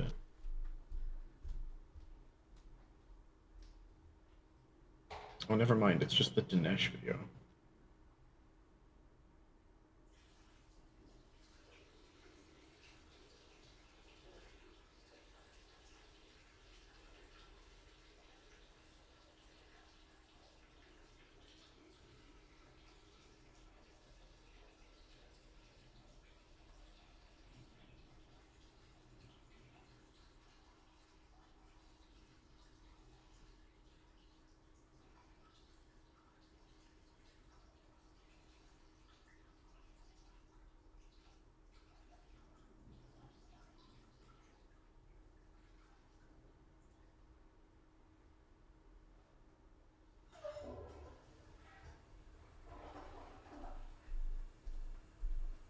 What do you think, Infamous? Do you think the Bible's in any way historical? Oh, what's up, brother? Welcome. It Oh, yeah. is as historical as Spider-Man. As historical as Spider-Man. That is obviously an exaggeration. That cannot be the case. I actually think it's pretty true. You think the Bible is as historical as Spider-Man? Yeah, it mentions very real things that happen. So you think Just not things that Spider-Man? directly happen to Spider-Man. But you think Spider-Man is a real person? No. So you don't think it's as historical as the Bible? Because you acknowledge that Jesus I do, is a real because I person. think that. Oh no, I do because the claims that are not sufficient. Why was I say sufficient? The claims that are I'm just gonna say hard to believe are of the same nature. Like I don't believe that Jesus rose from the dead, and I don't believe that Spider-Man is swinging around New York. I think one is easier to disprove. Yeah, but one of them I can actually has disprove he's not swinging historical. around New York. One of them has an actual historical truth that every No, I'm talking mainstream about the claims. historian. I'm not talking about their existence as people. Oh, okay. Okay, so some of the things in the Bible that makes more sense. Some of the things in the Bible you see, or you might even say a lot of them, as equally historical as Spider-Man. But obviously, like, the Bible the as existence of Jerusalem, the existence of New York City, like, the right. existence But if of you some say that the event like Bible is not a 9/11. historical text, then you can't believe in any historical text from antiquity or from the last. I Really? believe there are some historicities in it that are correspondent with other versions of historical texts or historical events. I don't believe it in and of itself is a historical text. I don't think that you could read the Bible and the Bible alone and gain the history of the Earth. Well, Or no. differentiate Yeah, any you of wouldn't it. you wouldn't do that, but the Bible is uniquely multiply attested. I think I could read like anything from like, uh, things. let's say She like remembered. the what were the Roman records they kept? I can't remember what they're called. You know what I mean. Anyway, Yeah, yeah. I think you could read those and get more accurate Oh, that's I would actually historicity. I'd probably say that it's about equal accuracy, but maybe you get more accurate. Well, it's because they have less extravagant claims. Okay, let's watch some of this, and we can skip around. Well, wait. Oh yeah, So the Bible is true and that the Bible is historically accurate is all a matter of faith. You cannot prove it and you cannot argue around it. So I think this debate has already ended before it even started. I well, agree. you Yeah, have to pay attention to debate's the always wording of the weird. debate. It's are the Gospels historically reliable? That's a different question. That is different. That is different. That is different. And that's why the debate is framed this way. Because you're absolutely right that you just can't say that you need a time machine or something. And actually, as Bart Ehrman is going to show, there can't be a strict inerrancy. I mean, I don't want to say that. I believe in inerrancy in like a broader sense. Like something can be theologically true and not necessarily historically true, if I want to say that. I don't know. Don't smite me, God, please. But you'll see exactly how this plays out, and it's really interesting. So, yeah, the question is, are the Gospels historically reliable? And we'll see. And Bart Ehrman's going to present a really strong case that's going to make the Christians, it's going to make me and Sean shudder in our seats, but the way Jimmy Aiken handles it is a masterclass. It's amazing. Liable. You have 20 minutes for your opening statement. Okay, thank you very much. It's a pleasure to be here. Thank you all for having me. Thank you, Jimmy, for doing it. We're going to... He's just asking at the beginning. He's making First, some jokes. Historically reliable. In this debate, I will not be talking about whether they are religiously, theologically reliable. I'm not talking about whether they're reliable about what you ought to believe about God or Christ or anything else. I'm interested in the historical question. Do they describe what actually happened? Are they reliable?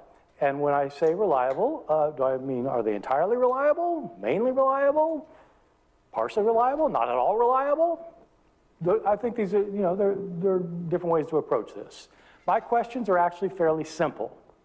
They are, if the Gospels say something happened, did it happen? So he's asking for entire reliability. So yeah, the way he's describing the reliability here, yeah, it's a matter of faith. You can't prove that. Yep. Because yep. if the Gospels say that Jesus rose from the dead and he actually rose from the dead, and you would have proved Christianity, and you can't really do that because that he rose from the dead is a matter of faith. Right. But just to clarify, so he presented these categories of entirely, mainly, partially, and not at all, and he kind of sneakily didn't answer directly which one he's talking about. But what he is talking about, if the Gospels say something happened, did it happen? And of course, we know him to be talking about in a verifiable historical sense, or just in the general sense. That to me is asking for inerrancy. It's asking for the entirely reliable position, which is okay. I mean, I think you're a fair, especially as the debater, to ask for that. But let's just be clear about what he's actually, what standard he's setting at the beginning of the debate. If they say that Jesus said something, did he say it? If they say that Jesus did something, did he do it? And so those are the questions I want to pursue with you. And I'll start by telling you my basic view of the matter. My basic view is that the Gospels do contain significant historical information. I'm not a complete skeptic. So that's going to refute Infamous's view a little bit, but I think you would agree with Bart Ehrman here, or I mean, I don't see how you could not agree with him, but It depends on like what you mean by significant. Like I need quantity. Okay, he'll flesh that out for sure. I think that I was just gonna say, like, do you think that Spider-Man has significant historical Information? No, I think it has. cultural information about New York?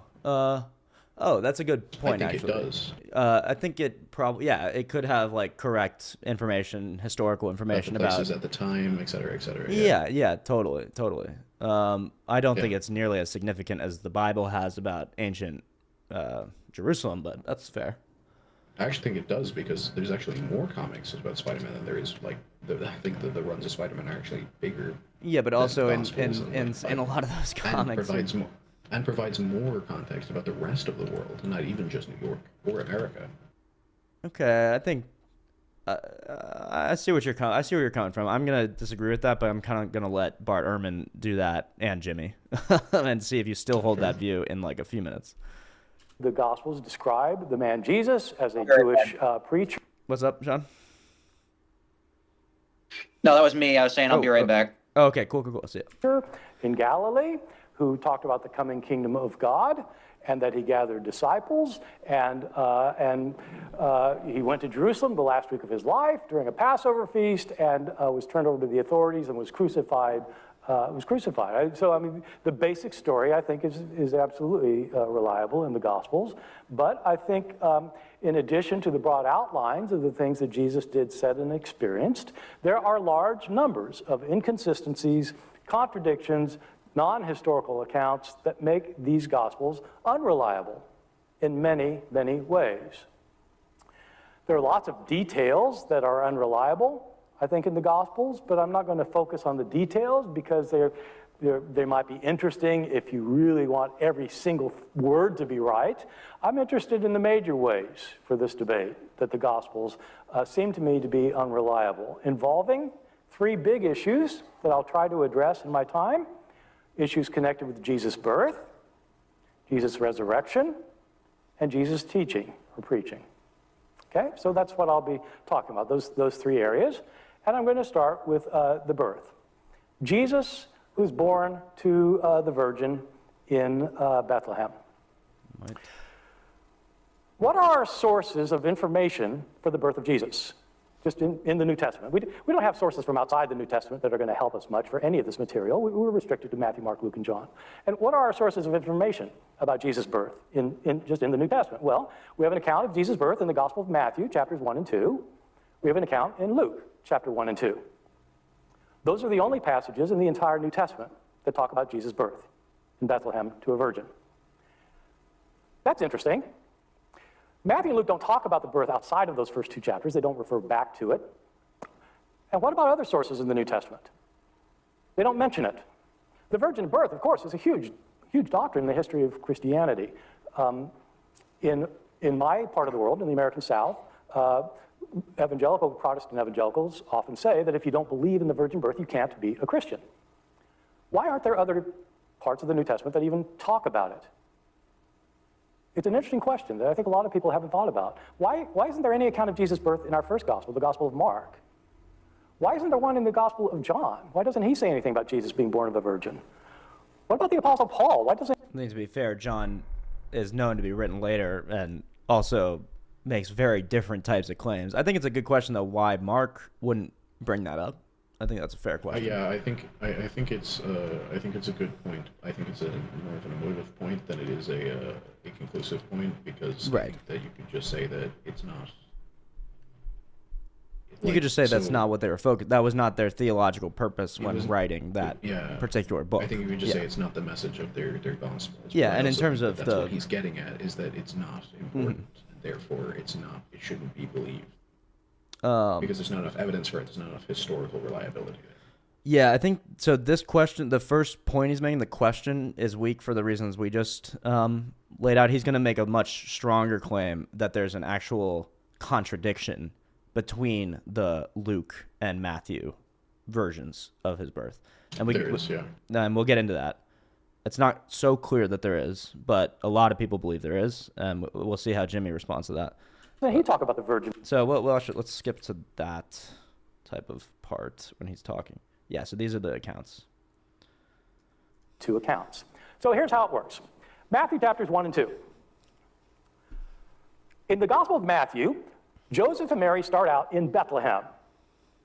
Mary gives birth in Bethlehem, and there's a star that is leading the wise men to Jesus. The wise men are coming from the east, and they follow the star, and the star apparently stops over Jerusalem. They go into Jerusalem and ask, where's the king of the Jews to be born? And the inquiries get to the king, King Herod. Herod asks his wise men. Yep.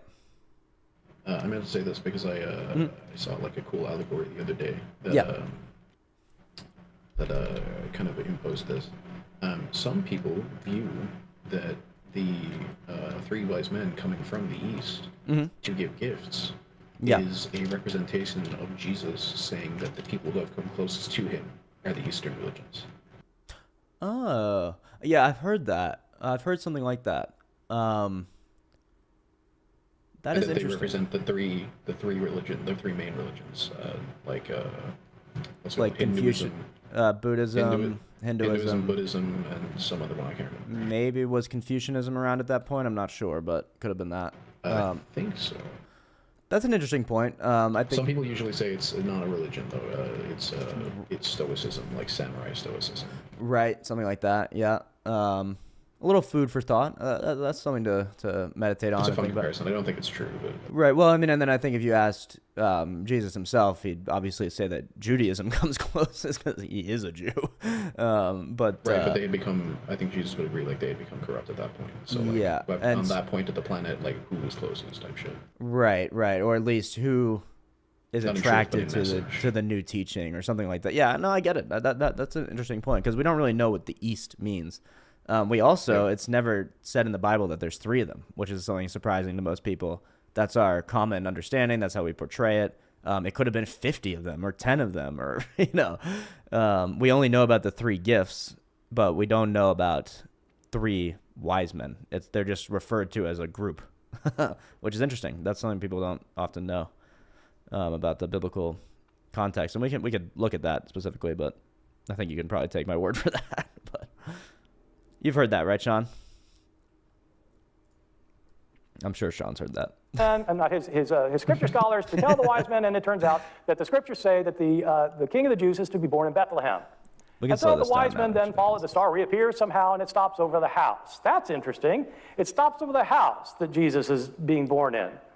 How's the star stop over a house exactly? I think this is his weakest point. Again, it's like a little side comment or whatever, but obviously this would not be, given the context, a normal star or even a star at all, but that would probably be the only word. Theologically as an angel, actually. Right, like an angel or something like that.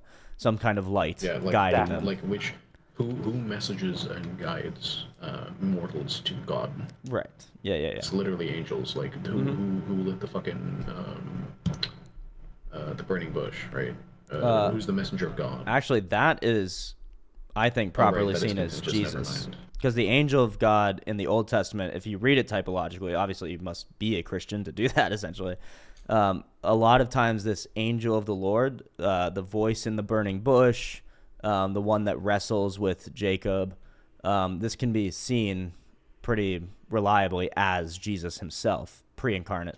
I thought it was Gabriel, but sure. Oh, maybe the wrestler. I might be wrong about the wrestler, but there's a few instances where this angel of God speaks with the authority of God and is understood to be Jesus. How do you feel about that, Sean? Do you think that's too out of bounds? Yeah, it was Gabriel. Oh, that was Gabriel. The wrestling was Gabriel. Okay. Because isn't he the messenger of God? Well, all right. I'll pull up the Sam. Like, doesn't he tell Mary as well? Like, he tells Mary that she's pregnant. Yeah. No, I mean, there are many angels that perform that pass messages from God, and serve as messengers of God. But there's a few passages where this angel of the Lord is not specified to be like Gabriel or Michael or any of these other angels, and also speaks with this certain authority that makes it seem like it's actually supposed to be Jesus. But we won't watch this right now. I feel like it's more of a limitation on human ears rather than it is a affirmation of the power of their voice. But sure. Yeah.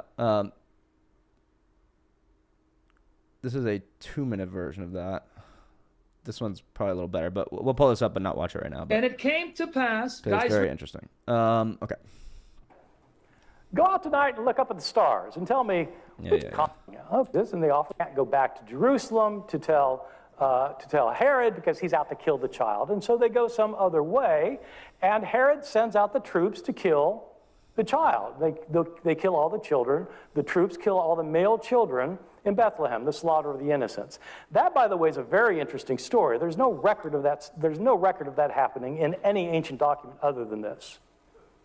You would think that would be in the newspaper.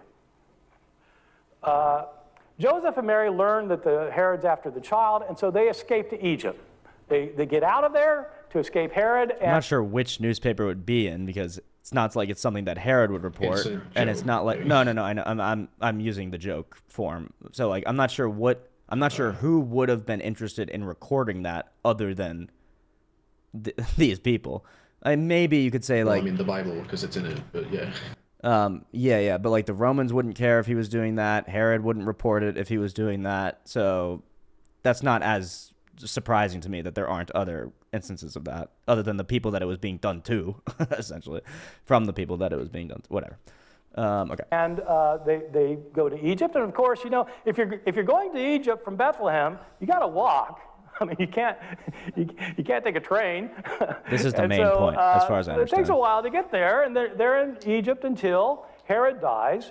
When Herod dies, they start to return, but they realize they can't go back to Judea, where Bethlehem is, in the south of what we think of as Israel, and so they relocate to Nazareth. And that's why Jesus is born in Bethlehem and raised in Nazareth, in Matthew. Luke has a very different account. In Luke, Joseph and Mary start in Nazareth. That's where they're from. And it turns out there's a worldwide census. The Roman Emperor Caesar Augustus has decided that the entire world has to register for a census. And so everybody has to go to their ancestral home. Joseph has... So to me, first of all, this doesn't seem like a strict contradiction at all, because if Matthew decides to start the story in Bethlehem and Luke decides to start the story a little bit earlier when they leave Nazareth to go to Bethlehem, that's just selection. I mean, that's just what he selects to put in the gospel. Those don't contradict each other by their nature. Now, there's other points that are stronger points, but just to point that out real quick, there's nothing strictly contradictory about it. I think there are two motivations that contradict each other. Yeah, I mean, these two will have different theological motivations and different interests. Luke is more of a historian, so he's going to be looking at censuses. He's going to be thinking about the Roman perspective and things like that. But anyway, it is a strong point. Why were the Romans doing this worldwide census? You know, that's a fair question, I think. But anyway, has to go to Bethlehem to register for the census because he's from the lineage of King David. And King David came from Bethlehem. And that's the theological point. Now, this is a very weird phenomenon just on the surface of it. How is it that everybody... I mean, Joseph was 1,000 years after David. Everybody's going to where their ancestors were 1,000 years earlier to register for a census? According to Luke, it's the census of the entire world. Well, that can't be right. It must be the Roman Empire. Okay, the entire Roman Empire. Everybody's going to their ancestral home from 1,000 years earlier? How does that work? I mean, suppose the Democrats just really take over everything next time, and they decide, you know, we all need to register for a tax, because you know how much they like to tax people, and so, you know, they got to go register for, and you've got to go to register for this tax. You've got to go to where your ancestors came from 1,000 years ago. Where are you going to go? Really? And the entire population's doing this, and it doesn't get reported in the newspaper? There is no record of this anywhere, except for Luke. Well, Mary gives birth in Bethlehem, that's a good question. And 8 days later, Jesus is circumcised, and then 32 days after that, they go to the temple to present a... I don't know if we've discussed this before, but doesn't the Vatican have the foreskin of Jesus Christ? we did discuss that. I'm not sure what the veracity of that, like how true. They claim it is, but there's no actual evidence to back up that it actually is. Right. How powerful do you think it is? Like, and why? Yeah. As a holy item. If I guess it would be a powerful. Is it powerful than the spear of David? Yeah. You could I also think they're still fighting today over the burial spot of Jesus. Like I think they're stuck behind like three places, and there's different factions in the church that agree or disagree with where he actually was buried. So if they can't settle on where he was buried, I doubt they know where his foreskin is. right, Because if we right. have his foreskin, we might have his DNA, dude. We could literally clone God. Yeah, that's I'm not inclined to think they actually do have the foreskin of Jesus, because who would keep that and why? Especially because they didn't know who he was when they You circumcised. don't know what it feels like. Yeah. So Don't they like throw it out? Don't they throw it out after the ritual? I Or like burn No, it? this is the Son of God, dude. yeah, but they didn't. They obviously wouldn't see him as the Son of God. Like a freaking like device thing. I don't know if you've seen some of these Catholic artifacts, but like they have separate heads, they have Right. fingers, they have genitals. It's Right. it's really weird. Another question: if he's the sacrificial lamb, is that the sacrificial jerky? Yes, indeed. Think about that, but yeah. I have an interesting exegesis on the purpose of circumcision, just on a base. So they always say like, "Oh, well, don't circumcise people because it takes away all your pleasure from sex." It's like, it actually seems like a pretty good symbol of trying to mitigate carnal pleasure from people. Anyway, just a small point, small aside. It does seem funny that like he died for your sins, but he got circumcised for Joe. He got They say Fucking Joe. yeah. They say that Jesus could have suffered any kind of pain, and that would save all our sins. But he decided to take the worst pain To end possible. it? What do you mean? So it could have been possible. There could have been a world where we were saved by his circumcision. That's funny. I could see that. Yeah, and that goes back to that's- the infinite dignity, an infinitely dignified person being the only person that could take on the sins of the world. But if you have infinite dignity, then any pain, any suffering put on you is that infinite price. Is that basically the idea, Sean? Yeah, so it's a hypothetical that for some reason comes up way too much in theology. I personally like the story a little better, that he grew up and that he went through the ultimate suffering, but I do see the point. I do get the how that could be theologically consistent for him to suffer any amount of pain and take on the sins, but I think it's a stronger story if he gets crucified and all that. Well, no, I think what he's saying is that he chose, like, in his infinite, like, not mercy, I guess showing of wisdom. showing of mercy. Yeah. He chose to die. In the worst Yeah, possible he chose way. to die to show his. Yeah, he chose. Yeah. Well, not the worst possible way. I can't think of a worse way, but Literally everything he went through, except I also cut his dick off. okay, so just a few more things. Yeah, fair enough. Yeah, I just keep adding shit. Just keep adding stuff. Okay, but essentially in the worst way. I mean, even though yes, you could just keep adding and adding and adding. Like he could Sure, have had Hannibal one Lecter more has a few lash. ideas. He could have had one more lash or whatever, you know. I'll But, be you know. right back again. I gotta make a quick phone call.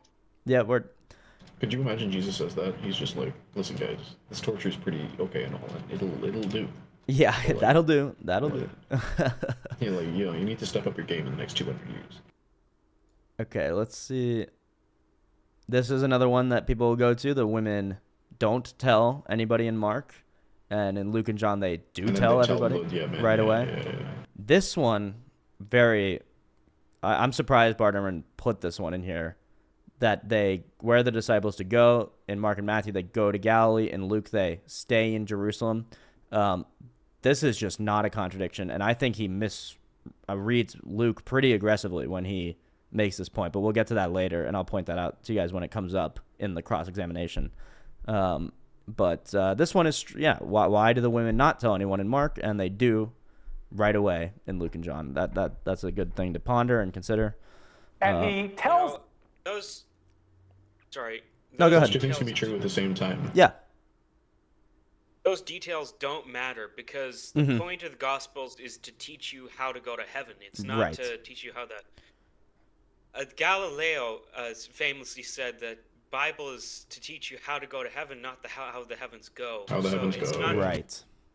So it's not supposed to teach you some historical fact about Jesus. Right. Although Right. that would be pretty nice. Yeah. It, Yeah. Yeah. it's Yeah. to teach you how to get closer to Jesus. Exactly. It's not so. Exactly. But that's where I'd say There they're would not be a historically problem. reliable because they use history to give those messages, which are completely not true in history.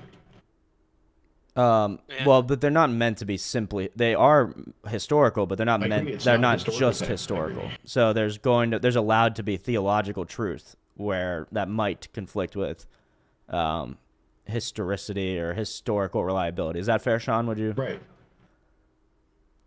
Yeah, so what there would be a problem if there was a chapter in which Jesus told people to do something, and then in a different chapter told people not to do something. Right. That would I be mean, that did happen. Where does that Like- happen? Is Jesus God? Yes. Okay. He contradicts a bunch of shit in the Old Testament. Well, but Literally he's half of the shit he does. what? No, but that's not an instance of him telling people to do something and then telling them to do the opposite of that thing. Doesn't he literally abolish all the sacrificial laws? Well, he fulfills them, but fair And enough. doesn't he literally say, don't do all of the shit that you previously were told to do? Like, He puts it into a new context and he fulfills it with his own sacrifice. So, and if anything, he makes the final sacrifice, is the idea. But he says, in "I come to fulfill the accordance law, in not abolish accordance it," with the so- sacrificial law. So he is an unblemished lamb. He is, all the things that they had to sacrifice before in order to be closer to God or fulfill the covenant or whatever it is. He does it all. He doesn't abolish it. He just finishes it. He finishes the job. That's Well, the he idea. does. Okay, so when he says, I have not come to abolish the law. I've come to fulfill it. Not a jot or tittle will change until all has come to pass. And I think by what we mean to all has come to pass, we mean revelation. And things did change in the law before revelation. Okay. Yeah, well, we can talk about That's all that. right. Well, that's I do think that's kind of like Jimmy Akin's going to point out this sort of like literalist reading where anyway, I'll let him do it, but it's I I mean, think you that kinda have to if it's history. I think it's right. So if you're talking about history, that's fine. That's not going to work. But if you're talking about theology, then he doesn't contradict himself. So No, I would agree, actually. I would agree 100%. I think that theologically, if you're just going to say that these two things serve different messages, like, for instance, if one act contradicts another, it's just to serve a theological purpose and message. A lot of that happens between, Mark and John. And so, especially with, like, events. And so I agree, theologically, it holds together. As a historical text, it doesn't. okay. Like, Yeah. it's not a strong historical text in the Right. way that we would view, like, record keeping. Sure, and I think that's Bart Ehrman's take, and I think we kind of got the gist of his message here. These don't seem contradictory, so I don't know why this is a slide that he's presenting, but he must go to Jerusalem and die. I guess he's got question marks after his identity. Oh, because Bart Ehrman believes that he never claims to be God in the Synoptics, but I think he does all over the place. And I think that's Where? pretty well represented. But anyway, that's one of his other points is Wait, that, where? oh, well, pretty much in every chapter of Mark, he makes some allusion, a pretty strong allusion, almost uninterpretable the other way, allusion to being God, doing things that only God can do. And when they, for instance, why would they consider it if it's not blasphemous to call yourself the Son of Man in the sense that it's understood that, like, David is the Son of Man or whatever. I'm sorry, not Son of Man, Son of God. Solomon. And Solomon and all these other people are Son of God, then, and that's totally fine for a prophet to be the Son of God. Why, when Jesus says it the way he says it, in the context he says it, is it suddenly this horrible blasphemy? That's part of the reason that we because it was think. blasphemy to claim that you were a prophet. No, I don't. No, that's not true. But okay. Yeah, it was. I don't think it's blasphemy to claim that you are a prophet, especially if you're doing miracles. I don't You think speak anyone for saw it. God? Well, Yeah. okay, no one believed that he was doing miracles. That was the issue. Like, No, they saw him did. do the They miracles, saw them. instantly believed. They saw them in the Yeah, and those context. people believed. Well, even the ones that saw the miracles conspired to kill him and called it blasphemy. So I don't think seeing the Well, I mean, miracles they and could also believing think they that's from the happened. devil, but yeah. Yeah, and that's what they accused him of. But okay, so Right, I that's what I'm think saying. I think we get Bart Ehrman's general take. I think you would agree with Bart Ehrman's take on I don't know if I gospel agree being with all of it. not all of it maybe, but He's at very least considerate generally of you those don't views, see I think. you agree that the gospels are not a historically reliable text that we should take as being Yeah, I historically don't think that the reliable. Gospels are historically reliable. Right. So in the let's same see way how that, like, a Jimmy. record would. Yeah. Let's see how Jimmy Aiken lays out his argument for why they are historically reliable. Think they contain errors or at least things that are odd. And I'll be happy to talk about those later, like in our cross-examination period or in the audience question period. But what I need to do right now is give you a sketch of the big picture. So as Cy mentioned, our debate resolution is that the Gospels are historically unreliable. And you might wonder why put it that way. Well, normally what will happen, at least very frequently what will happen in my experience, is skeptics will come to believers and demand that they prove the Gospels are reliable. Why should I believe those Gospels are reliable? But I think it's healthy to look at questions from both perspectives. And so I think it's healthy, once in a while at least, to have skeptics bear the burden of proof and show why a believer should say that the Gospels are unreliable. So that's what we're doing tonight. Now, in a debate, at least a formal one like this, the person who agrees with the resolution has the burden of proof. So Bart agrees that the Gospels are unreliable, and so Bart must show tonight that the Gospels are unreliable. I only have to show that Bart hasn't proven his case. We need to talk for a moment about... No, that is well, what's wrong with that? What's the topic of the discussion? That the Gospels, the resolution is that the Gospels are historically unreliable. And Bart Ehrman agreed, obviously, Is to that this. the discussion? Yeah. And I know it's titled, the video's titled, Are the Gospels Historically Reliable? But the actual resolution of the debate is that the Gospels are historically unreliable, and Bart Ehrman agrees to that structure, and he presents his positive case for why the Gospels are unreliable historically. And that's why he gives all these proofs. This discussion ever. What's that? I wouldn't have ever taken this discussion. I know. That's Well, stupid. Bart is a really strong debater and a really renowned and esteemed scholar, so he felt that he had the all you have to strength do is play of his open position to do this. And I think a lot of people would think, I think you could reasonably watch this whole debate and think that Bart Ehrman won. The reason I like this debate is because it's not clear who wins in my case. Obviously, I'm biased towards Jimmy's perspective, towards his point. But they both do a really, really good job of presenting the case. And yeah, we'll see how Jimmy unpacks that. And it's interesting. It's a good way to think about reliability, historical reliability in general. So it's like a good reason to take Josephus seriously, or any ancient historian, Tertullian or something like that, with this sort of nuanced perspective of reliability versus inerrancy. So if Tertullian says there's 600,000 people in Rome, but it turns out from archaeological evidence that there's 30,000 people in Rome or something like that, do we discount the entire history that Tertullian provides? I don't think we should. Depends on the number. Well, that's fair. Do you like the entirety? Like, I don't mean that like you should throw out everything he's ever said ever. Right. That's unreal. That's just stupid, right? But Right. If would I trust him on the numbers of cities anymore? Right. Probably not. Yeah, and I think that's totally fair, and I think I would agree with that. I don't think we necessarily should trust the historical reliability of like numbers of people in cities, because famously ancient historians just blow those out of the water and they contradict each other all the time.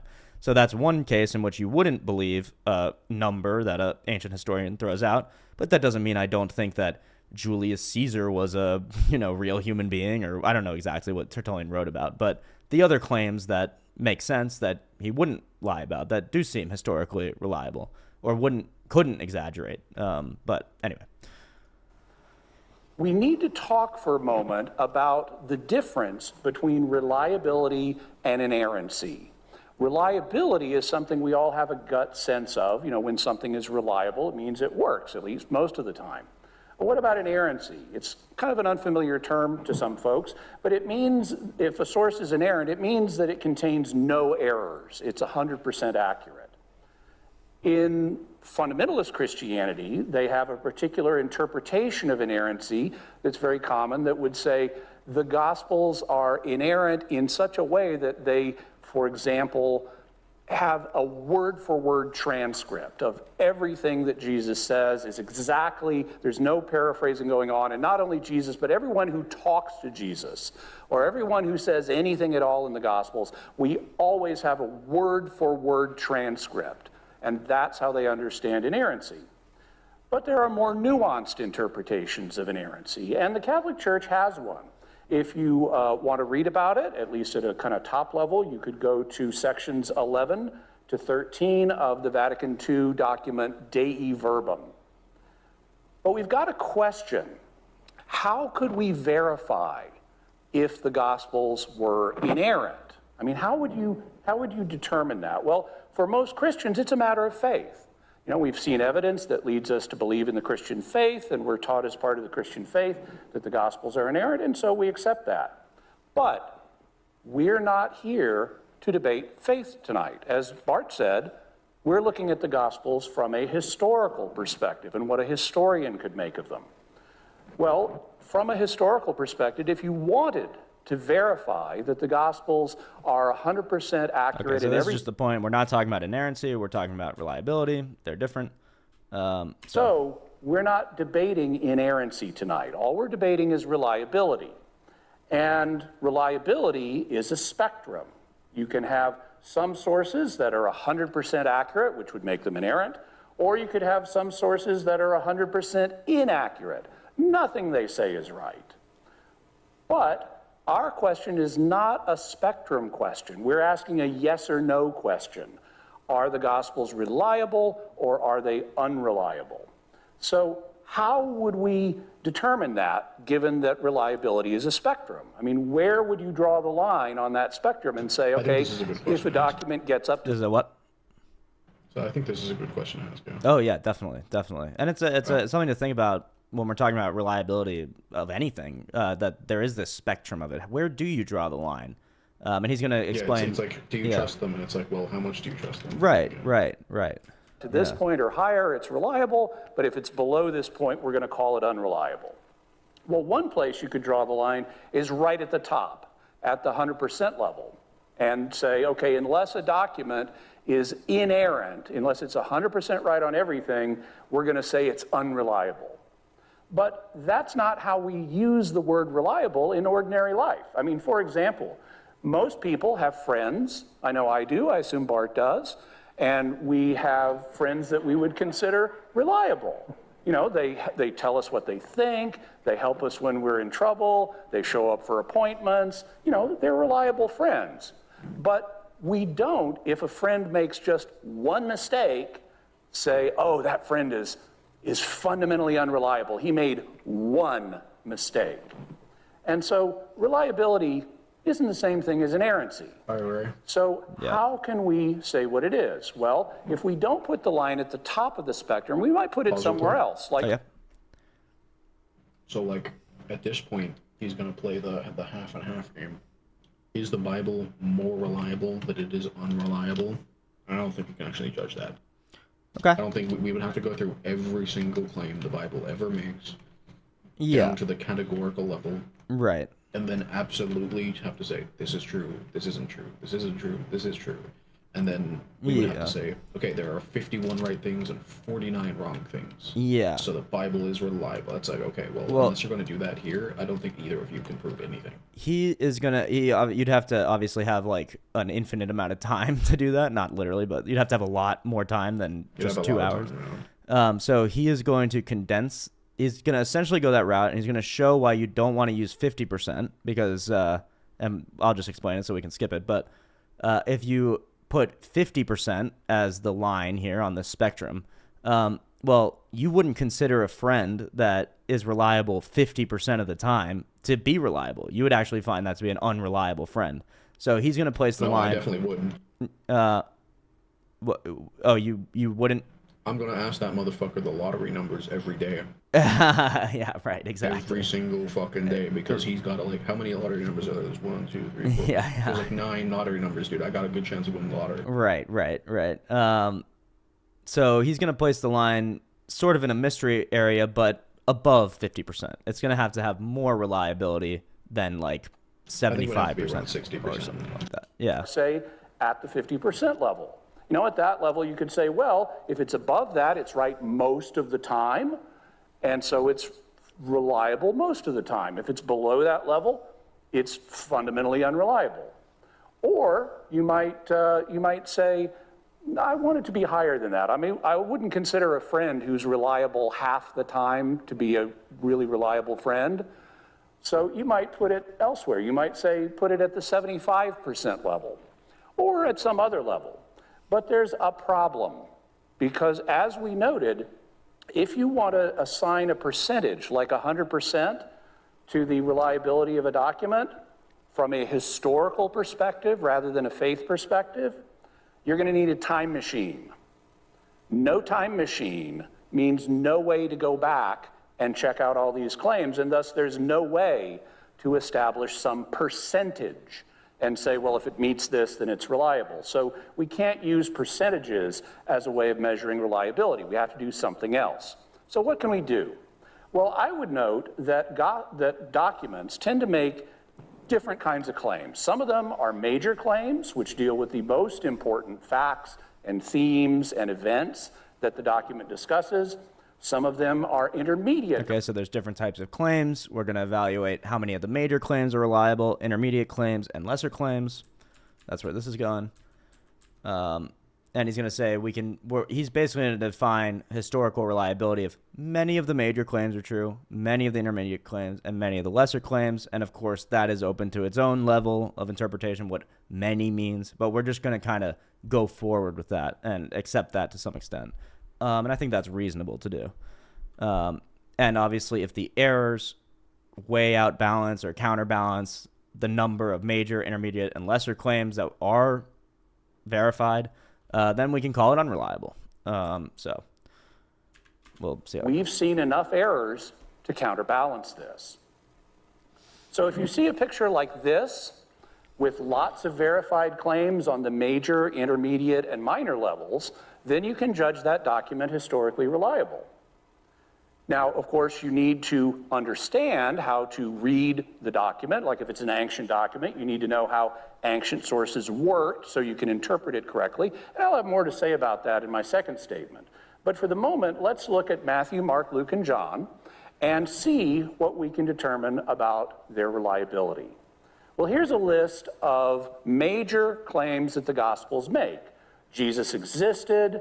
Jesus was a Jew. He lived in the 1st century in Roman Palestine. He had a reputation as a teacher on both moral and prophetic subjects. He gathered disciples, including an inner circle of 12 disciples. So notice that these are not the supernatural claims. These are major gospel claims. None of them require you to believe in the supernatural, sort of unverifiable claims. So I will say this, is that he is generalizing the story. So, like, here's the thing, is that, like, he's saying, like, oh, he taught this, he did this, he, said this, and I'm like, okay, cool, you're talking about Jesus, one prong of the actual issue. The issue is that it makes a bunch of supernatural claims of things that suspend the laws of physics to our knowledge. Yeah. Not only that, but it mentions a bunch of conflicting versions of those, like, for instance, the virgin birth. And then we are to believe that Jesus did all these things, which is fine because it's it's like literally a minuscule claim that no one would disagree with. Just because you're able to generalize Jesus's life down to something with no miracles and that's very easy to prove, or not easy to prove, very easy to accept. Yeah, doesn't mean it's reliable or true. Well, but he's generalizing. But at least what he's saying is at least these claims, which there are more than just these 11, and the intermediate ones and the minor ones, are verified. That's all he's saying right now. That's all he's asking verified? anyone. No. Well, I can't think of any of these that aren't verified, and you'll see what he does. But these are all claims. They are verified, right? They're just they are. They're just accepted. No. These are verified, and they're verified, funnily, by Bart Ehrman himself. So he's one of the foremost biblical scholars in the world. And he's written many, many books, and in his books, these are the things he talks about. So that's what he's basing it on. Yeah, I don't know. I don't think that they're verified just because the events are written about, especially after the fact.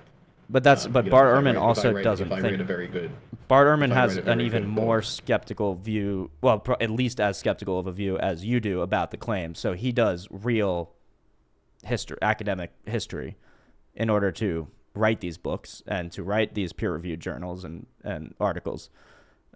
So if you don't accept that Bart Ehrman is a good scholar, then I guess you can't accept any of these. But then I don't think you can accept any scholarship to be accurate, because he is Well, no. So the reason that I say this Yeah. is because while he might accept this based on some, again, we don't know why he accepts this. I'm going to say that right now. However, if he accepts this based on any reason, Yeah. I think that it's going to be that he thinks that these claims are irrelevant to the topic. I think that he's fine with them. I don't think Yeah, he he is. cares about them. He is, yeah. Yeah. No, that's part I of the don't that's think he part of cares about them. the way the argumentation is laid out. And Yeah, so I think that he's more going to talk about the supernatural stuff, and if he doesn't, I'd call him a fool. But if he doesn't do that, then I don't know what the point of this debate was. to be clear, like, the debate is not for the purpose of converting Bart Ehrman or deconverting Jimmy Akin, but it's to lay out an argument for the historical reliability of the Gospels. And the way it's being structured so far, and we'll see how it plays out. Specifically the Gospels, or is it the Bible? The Gospels. Oh, the Gospels? I thought we were talking about the Bible. No, the Gospels specifically. Oh, then I don't give a fuck about the Gospels. They're probably more reliable than a lot of historical texts. Yeah, and that's sort of the point. The Gospels themselves create like very like inoffensive like facts. Obviously there's moral teachings in half of them, which is like, okay, cool, you have a parable. Then there's like theological messaging, which has nothing to do with historicity. Right. So if you only judge the Bible based on its history, its like pure literal facts, then yeah, fine. Like, who cares? It's just right about those. But like, if we're talking about historicity and we're taking every claim that it makes, like including the theological ones and including the metaphorical ones, then yeah, it's not reliable. It just depends on the way you read it. So and, like, you've changed obviously your. He's going to say. So then you've changed your position if you admit that. No, I think the Bible is unreliable. I think the Gospels are fine. Oh, okay. All right. Yeah, I guess that was maybe the confusion about the Spider-Man claim, because I was like, there's absolutely no sense in which a Spider-Man, even the entire corpus of Spider-Man comics, is as even remotely as historical as the Gospels. But I see if you were talking about the whole Bible, and again, it's like this debate isn't like should you believe in God or anything like that. There's simply talking about the historical reliability, or seeing them as historical texts in the right that they are. Yeah. So let's see what he says about that probability. So what does Bart Ehrman make of these major gospel claims? Well, one thing, as a historian, he's not going to say that a historical document ever gives you absolute certainty about what happened in the past, but it will give you probabilities. And so even though he wouldn't say that we have ontological certitude that certain things happened about Jesus, he will say the Gospels are probably right about some things. In fact, he already said it in his opening statement. And sometimes he'll say they're very, very probably right. So what about that first major gospel claim that Jesus existed? Well, Bart Ehrman says that's right. In fact, he wrote a book called Did Jesus Exist?, in which he combats mythicists, Jesus mythicists who say Jesus didn't really exist, he was just a myth. Bart wrote an entire book refuting that point of view, and I think he deserves credit. Well, let's give Bart a big hand of applause. Thank you. And this is something that Bart and I agree about. Jesus really existed. High five. Yeah. So, Bart agrees that Jesus existed. What does he think about these other major claims? Well, without making too long of a point of it, he thinks that the Gospels are right when they say Jesus was a Jew who lived in the first so disciples, we can see who obviously set it up so that he things of a agrees. slightly lesser scale in the Gospels. Well, the Gospels say that Jesus lived in the first century, but more specifically, they indicate he was an adult in the AD 20s. Bart Ehrman says that's right. The Gospels indicate Jesus lived in Roman Palestine, but more specifically, they say he came from Nazareth. Bart says that's right. Okay, so we can see that Bart agrees with all these sort of different And I understand that might not prove the point or the power of any of the supernatural claims or even the ones that he's presented to be contradictions. So let's jump to where Jimmy goes with this. But you can see there's 63 claims that have a pretty veridical historical reliability, which is a decent number. That's a lot. And so it's like you can get the history you can get out of it, essentially, is how I would put it. I mean, so one comparison that I'd help you out with here, for the historicity of the Gospels specifically, not the Bible, but Right. the Gospels, is that a bunch of Nazi propaganda spreads way through all the historical documents of 1920s to 1940s Germany. Mm-hmm. However, they are all deconstructed to be historical documents, even though they have things that are morally untrue, even if you disagree with the morals or you disagree with the messages. Right. So things with metaphor wrongness, moral Right. claims, can Right. still be historical documents, Yes. despite them being riddled. Yeah, definitely. Yeah, I would I agree think with that's that. a good argument for that. Yeah. Then that's why this is such a strong debate, because it's not the typical, well, this happened and this happened and this definitely happened and like a lot of people debate Bart Ehrman and they're just not prepared to. And this guy Jimmy Akin clearly did his research and he prepared for this debate, which is great. And so this is the claim he's going to make, which you probably will disagree with, but we'll see. Gospels historically reliable until we've seen enough errors to counterbalance this. And so we've got to weigh things. Well, tonight, Bart has proposed a few places in the Gospels where he thinks they contain errors. I don't think they are, and we can talk about that later, but for the sake of argument, let's give him those. I notice that they aren't major claims. He's admitted the major story is right. Instead, they're on some intermediate matters or some lesser matters. But fundamentally, this does not counterbalance this. And so I conclude, yes, the Gospels are historically reliable. Thank you. Okay, so I think that's the form of the argument. I think that's a fair formulation. He won with that. He won with that. Yeah, and then Bart's going to make a really good point, which maybe I'll just go over. We don't have to watch this whole thing, obviously, but Bart's going to say, well, you classified some of my claims as intermediate and lesser, but at least two of them he sees as being major, which is the virgin birth specifically. That seems to be a major gospel claim that Jimmy probably fallaciously put into the intermediate category.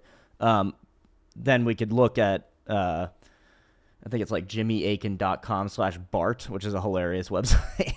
But it's where he refutes the idea that the virgin birth actually is this contradiction, or that there's something, logically contradictory about the two stories that are presented. So that's Bart's main contention with this. He's going to say, well, you put these into the intermediate category, but actually one or two of them are actually in the major category, and that presents a problem.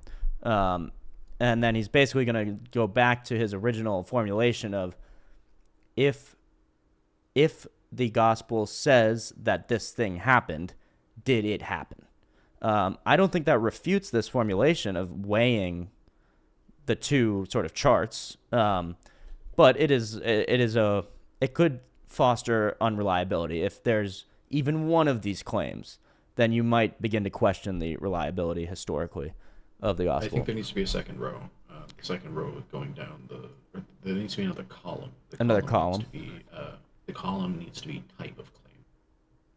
Because type of claim. If one of the claims is wrong, they all immediately become suspect. So, for instance, we talked about the population shit earlier. If they were wrong about a significant population, I would question another claim he makes about a significant population. Okay, right. So, okay, gotcha. Yeah, so you could break this chart down or add more columns to evaluate what types of claims are made, like, and for then instance, if that type of claim is made and it's wrong, can we trust the other claims of that type to be correct? Yeah, and it depends. I think you would have to, if there was a lesser gospel claim that was about a population, and they got it wrong. I don't think it affects the greater ones or the medium ones too much. Right. If you have a medium one, and then I think that makes the lesser ones more suspect, but it doesn't really affect the greater ones. If the greater one is affected, I think that puts them all into suspect. Right. And it is surprising that Jimmy Akin, as a Catholic, would put the virgin birth into the intermediate category. I think that, especially for a Catholic, that seems like a major claim. So that's something that Bart Ehrman is, but historically maybe it's not a major claim because the whole story works still without the virgin birth. Yeah, the history works without the virgin birth. Right. That's how I would respond. So Bart, Bart, in my opinion, this isn't. He just restates his opening a little bit and makes the point that the virgin birth is a major claim, not an intermediate claim. So I don't think we necessarily have to watch that. I just want to watch this one part about selection because that's important, and people often think, for instance, when everyone's mocking and accusing Jesus in Mark, but then in Luke that Jesus has this interaction with the thief on the left and the thief on the right. That seems to me not to be a contradiction, but a difference of selection for either theological or, I mean, it could still be a historical selection if Luke heard that part and the author of Mark did not hear that part. But anyway. So you can see I'm not just making stuff up. But of course, I don't think Bart is right about everything. And so you'll also find links to things like how ancient authors wrote. What about the enrollment or census at Jesus' birth? That commonly comes up in such discussions. Bart's brought it up before.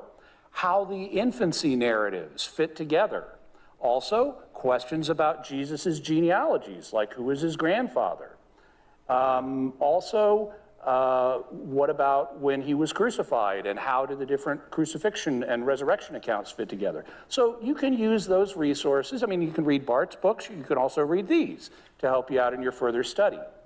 I also want to mention a few writing practices that ancient authors used, because if you want to read an ancient document, you need to know what the rules were, how the author worked. And so I want to mention 3 different writing practices that you'll find in ancient authors, including the authors of the Gospels. The first one is selection. And authors had to be selective because they couldn't mention everything or everyone in their writing. So, for example, Mark mentions a story where Jesus healed a blind man. But if you look at Matthew's account, Matthew mentions that there were 2 blind men on this occasion. And neither one of those is a mistake. They're not contradicting each other. Mark has simply selected one of the blind men to focus his story on, and Matthew selected both of them. And I've heard Bart before say that, that selection, and some authors including some details that are omitted by others, that's not a contradiction. Am I right, Bart? Yes. Awesome. I like being right about stuff occasionally, too. Another ancient writing practice is paraphrase. And paraphrase refers to communicating the same meaning in different words. For example, if you go to a coworker and it's the end of the day and you tell him, okay, we get I'll paraphrase. see all the meaning of what your boss said, that you can go now. But you've used different words, and that's what a paraphrase is. It's communicating the same thing in different words. Another ancient writing practice we need to be aware of is sequencing, how authors arranged or sequenced their material. And sometimes ancient authors, like modern ones, would list things in chronological order. But sometimes they would list it in some different order, such as by topic. For example, in his biography of the Roman Emperor Caligula, the Roman historian Suetonius first lists Caligula's princely deeds, and then he turns to look at Caligula's monstrous deeds. So he keeps the 2 categories of things together. First, the princely things Caligula did, then the monstrous things Caligula did. He's using a topical ordering. We see the same kind of thing in the Gospels. For example, in Mark, Jesus first curses the fig tree, then he goes to the temple and clears it, and then they come back and see that the fig tree is withered. But Matthew, characteristically of Matthew, likes to keep stuff on the same topic together. So he's got these two stories on the topic of the fig tree. It was cursed, and then it was found withered, and so Matthew puts those together because they're on the same topic. When you are aware of these writing practices, it'll take care of the large majority of different passages where people have questioned whether the Gospels are accurate.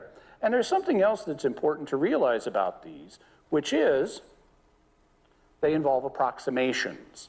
And it's important to recognize when an author is approximating rather than giving you the specific, precise details. Let's look at a common example, happens every day. Captain Kirk says, "When will we arrive at the planet?" Mr. Chekhov says, "In 2 hours, Captain." At which point Spock says, "Correction, Ensign, we will arrive in 1 hour, 59 minutes, and 47.5 seconds. At which point Kirk does this, because Mr. Spock has just made an error in reading Mr. Chekhov. He assumed Chekhov was being precise when really Chekhov was approximating. And notice that neither is wrong. Chekhov is not wrong in saying we're going to be there in 2 hours, and Spock is not wrong in saying we're going to be there a few seconds ahead of 2 hours. They're both just using different degrees or levels of approximation. Chekhov is giving us the gist, he's rounding off the time, whereas Spock is being precise. And so, here's why this is important to the Gospels. Ancient authors usually had... Yep. I think he's actually making a good argument, but it can be emphasized a little bit more, is that they're both generalizing. Yes. Yeah. Because he stopped at seconds. Right, and he could have gone to nanoseconds and milliseconds, and yeah, exactly. Yeah. So, it's a good point, and it relates to this, that they usually had to give the gist because small details weren't available or whatever, but pretty much anytime you speak, anytime you write anything, you're giving the gist. Even Spock in that example of time, where it seems so precise, but it could be more precise, right? Yeah, that's a good point. That's good to emphasize for sure. Mm-hmm. To give the gist. I do have to They go had on no... Okay, all good, brother. All good. Appreciate you. Is this still interesting to you, Beep, or how are we doing here? Yeah, I'm just listening in. I'm doing some things in the background, Good. but I've got Good. ears in my ears. Yeah. No, it's just an interesting debate they have. Let's see. It looks like it picks up again here. Bart Ehrman's going to now cross-examine Jimmy Akin, which is an Is interesting. there anything you want me to see before I go? No, not in particular, brother. We're just gonna kind of keep going through this, and I think you get the gist, so to speak, of the debate. Yeah, I think I'd agree. Also, All right. Sean wants to speak on it.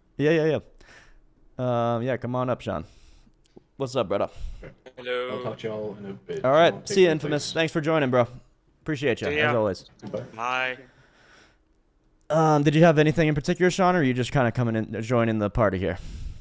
I'm joining the party, yeah. Cool. Oh, I missed your message. Okay, so we're talking, the Lord and I are one. Yeah, that's from John. So again, they were talking about the synoptics. Yeah, Mark 1, 9 through 11. In those days, Jesus came from Nazareth of Galilee and was baptized by John in the Jordan. And when he came up out of the water, immediately he saw the heavens opened and the Spirit descending on him like a dove.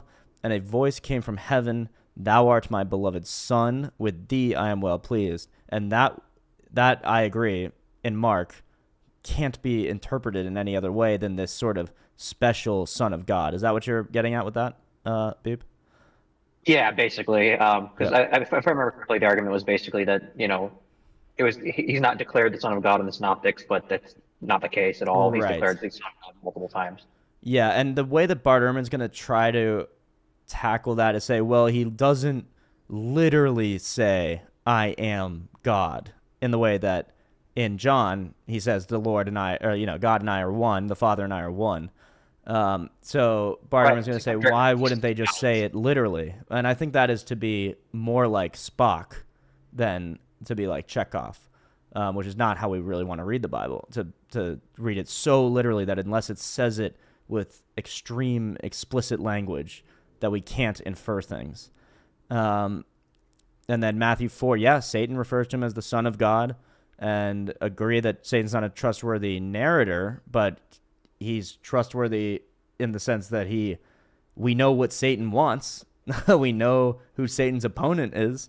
So if he's pitting himself against the Son of God, then I don't think he'd be dishonest, at least about that fact. You know what I mean? Like, he's like I said in the text, he's challenging himself. He's challenging Jesus as the Son of God. You know, yep.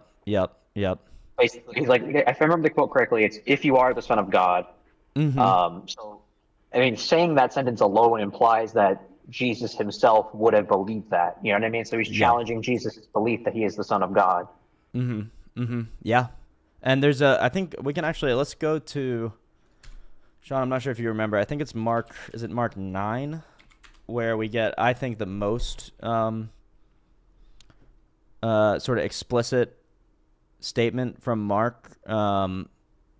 Maybe it's not Mark 9. Maybe it's Mark 2. Yeah, this is where it is. Okay. To me, this is the most explicit statement in Mark, which is the earliest gospel, which would discount Bart Ehrman's theory that the idea of Jesus as identifying as God is a later development, something that isn't seen by the early authors, but then develops in this sort of artificial, not artificial, what's the word for when something man-made? Whatever. That it doesn't develop. Yeah. Yeah, what is that damn word? I forgot it. Oh well. So Jesus enters Capernaum. The people heard that he had come home. They gathered in large numbers. There was no room left, not even outside the door, and he preached the word to them. Some men came, bringing him a paralyzed man, carried by the four of them. Since they could not get him to Jesus because of the crowd, they made an opening in the roof above Jesus by digging through it, and then lowered the mat the man was lying on. When Jesus saw their faith, he said to the paralyzed man, "Son," interesting, "your sins are forgiven." So he's calling this man his son. Obviously, you can't take that literally. And he forgives the man's sins. Okay, now, if you read that alone, you might not say, Bart Ehrman's not going to say, that this makes him God. Now, some of the teachers of the law were sitting there, thinking to themselves, why does this fellow talk like that? He's blaspheming. Well, why is that blasphemy? Who can forgive sins but God alone? And remember, we're reading this in the proper context. We're reading it with an eye for what Mark wants to tell us, what theologically he's trying to convey to us. So you could even imagine this being a major paraphrase, like that the guys didn't necessarily say that, and that's even, but that this is the message we're meant to get. Who can forgive sins but God alone? It seems like Mark already understands that, one, Jesus can forgive sins, and that only God can forgive sins. And this is important too. Immediately, Jesus knew in his spirit that this is what they were thinking in their hearts. And if you exegete this, there's all sorts of other places in the Bible where it says only God alone knows what's in the hearts of men, and the men themselves. So that goes back to Old Testament exegesis, which we could look at, which is interesting. And he said to them, why are you thinking these things? Which is easier, to say to this paralyzed man, your sins are forgiven, or to say, get up, take your mat, and walk? But I want you to know that the Son of Man has authority on earth to forgive sins. So he said to the man, I tell you, get up, take your mat, and go home. He got up, took his mat, walked out in full view of them all. This amazed everyone, and they praised God, saying, we've never seen anything like this. Beautiful story. Bart Ehrman's going to say, this just proves that he's the Son of Man, and that the Son of Man can forgive sins. It doesn't say that he's God, but I'm going to argue that this is the part of this, exegeting from the Old Testament into the New Testament here, or typologically looking at it. And then this, who can forgive sins but God alone? That's what I'm going to say, that this is a pretty solid understanding by Mark that God forgives sins, Jesus forgives sins, Jesus equals God. That's how I think that's the most clear reading. I can see why you would resist it and say what Bart Ehrman says, but I think it's somewhat uncharitable and not quite as nuanced. Okay, so this is interesting. I did want to watch this video, which is even more interesting, perhaps. And Sam Shamoon is he's a great apologist. He mostly debates Muslims because I believe he's an ex-Muslim. And he just has this encyclopedic memory and knowledge of both the Quran and the Bible, and it's incredible what he can just call up out of memory from the Bible and from both texts. So let's see how he reads the angel of the Lord in the Old Testament, which is such an interesting topic. Read this, Joshua 5:13 and 15. Read with me. And it came to pass when Joshua was by Jericho that he lifted up his eyes and looked. Behold, there stood a man over against him with his sword drawn in his hand. Notice, he sees a man, a human figure with a sword, like the angel of the Lord, appears as a human figure in a human body with a sword in his hand. Okay, watch. Behold, there stood a man over against him with a sword drawn in his hand. And Joshua went unto him and said unto him, Art thou for us or for our adversaries? Are you fighting for me or are you fighting for my enemies? Notice the answer. Guys, notice the answer by this man. And I'm going to show you it's Jesus Christ in a minute. And he said, Nay, but as captain of the hosts of the Lord. No, I'm neither for you nor against you. Pay attention. I'm not for you nor against you. You're going to see why that's meat. I'm not for you nor against you. I'm the commander of the hosts of the Lord. I command the armies of God. The armies of God in heaven, on earth, under my command, I rule them.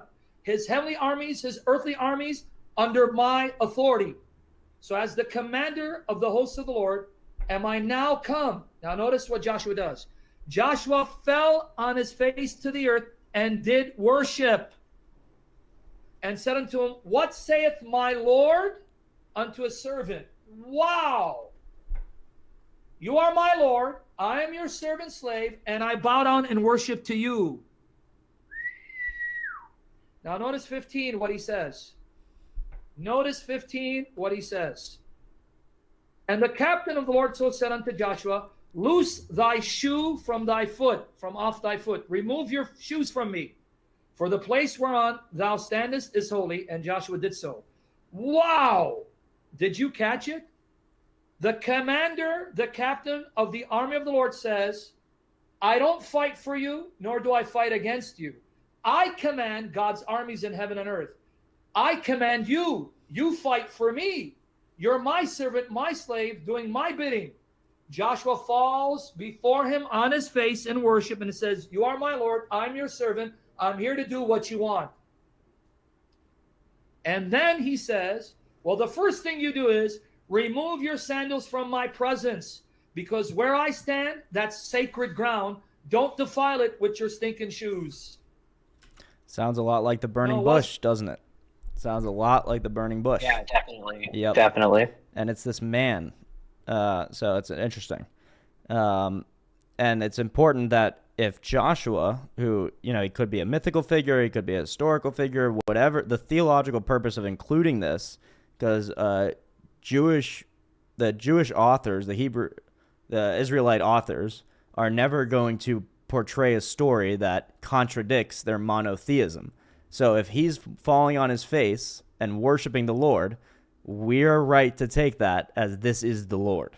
Otherwise, they simply would not have included it, or it would have a very different context and meaning. Like, it would be Joshua doing something wrong, but in this case, he's doing something right. And this guy that Joshua is falling on his face towards is called the angel of the Lord. An angel means messenger.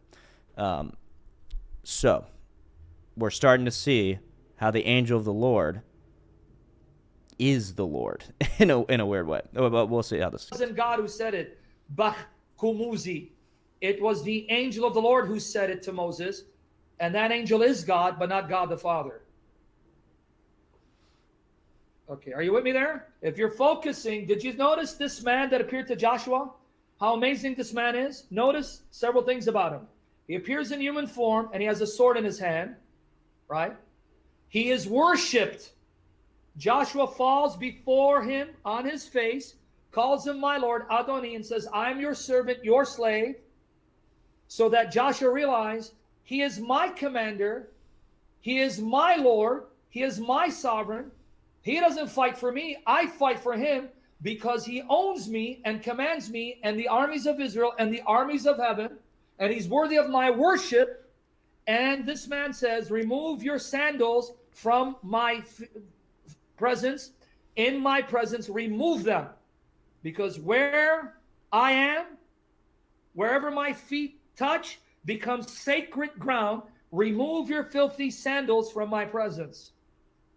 Okay, why am I unpacking this? Okay, I want you to show you who this man is. I want to show you who this man is. This man is the angel of God. How do I know? Make the connection with Balaam. When Balaam saw the angel of God, the veil was removed. He saw the angel of God in human form.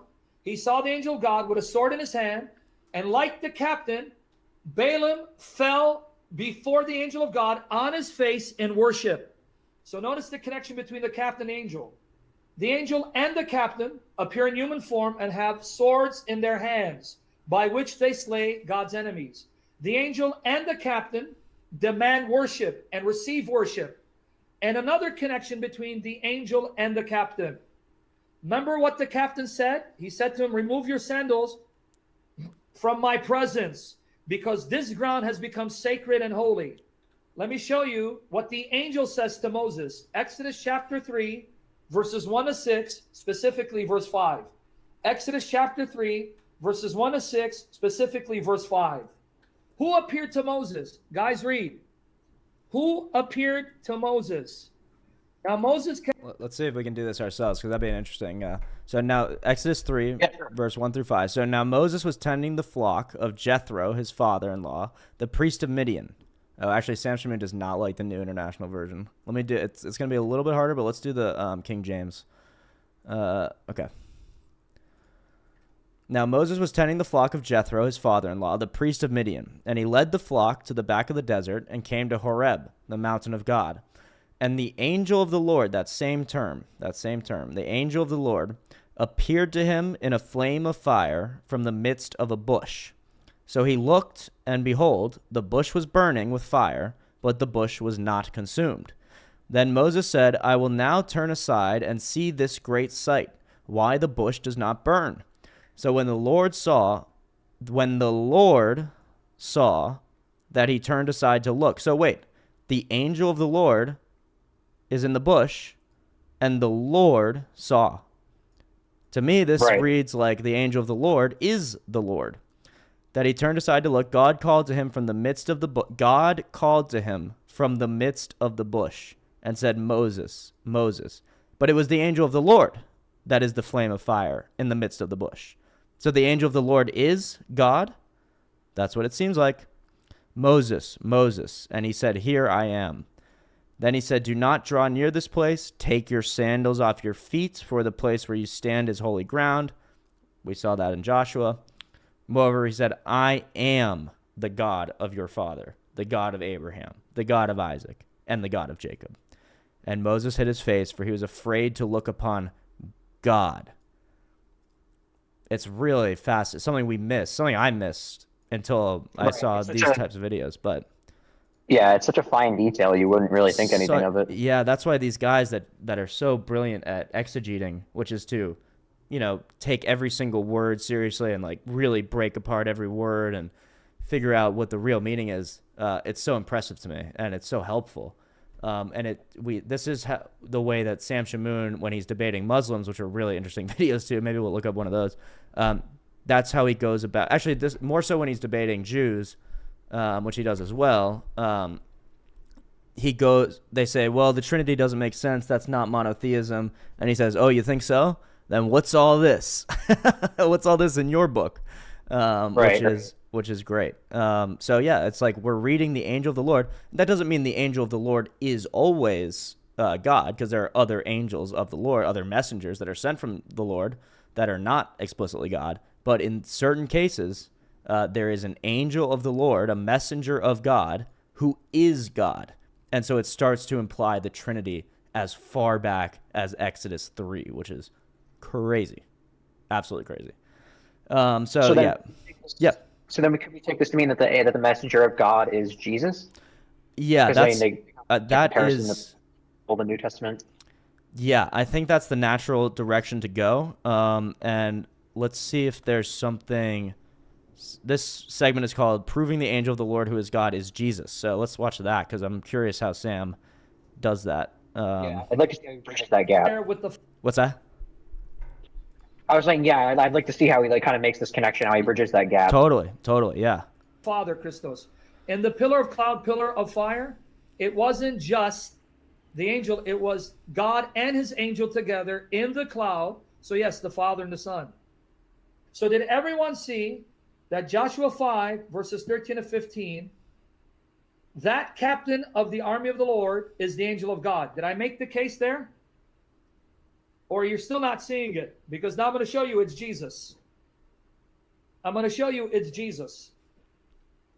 If there's someone still not getting it, let me know. Because now I'm going to show you it's Jesus. Let's go back to Joshua 5:13. Let's do that. Because now I'm going to prove to you that one is Jesus Christ appearing to them as the Father's messenger in human form, who claims to be... Yeah, this is interesting. So we might have missed it, but... And it came to pass when Joshua was by Jericho that he lifted his eyes and looked, and behold, a man stood opposite him, with his sword drawn, and we got all that. And we've established that this man is also the messenger of the Lord, that he commands the armies of the Lord and all this stuff.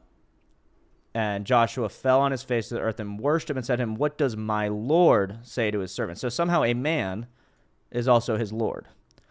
So just pointing that out again, let's see what Sam goes.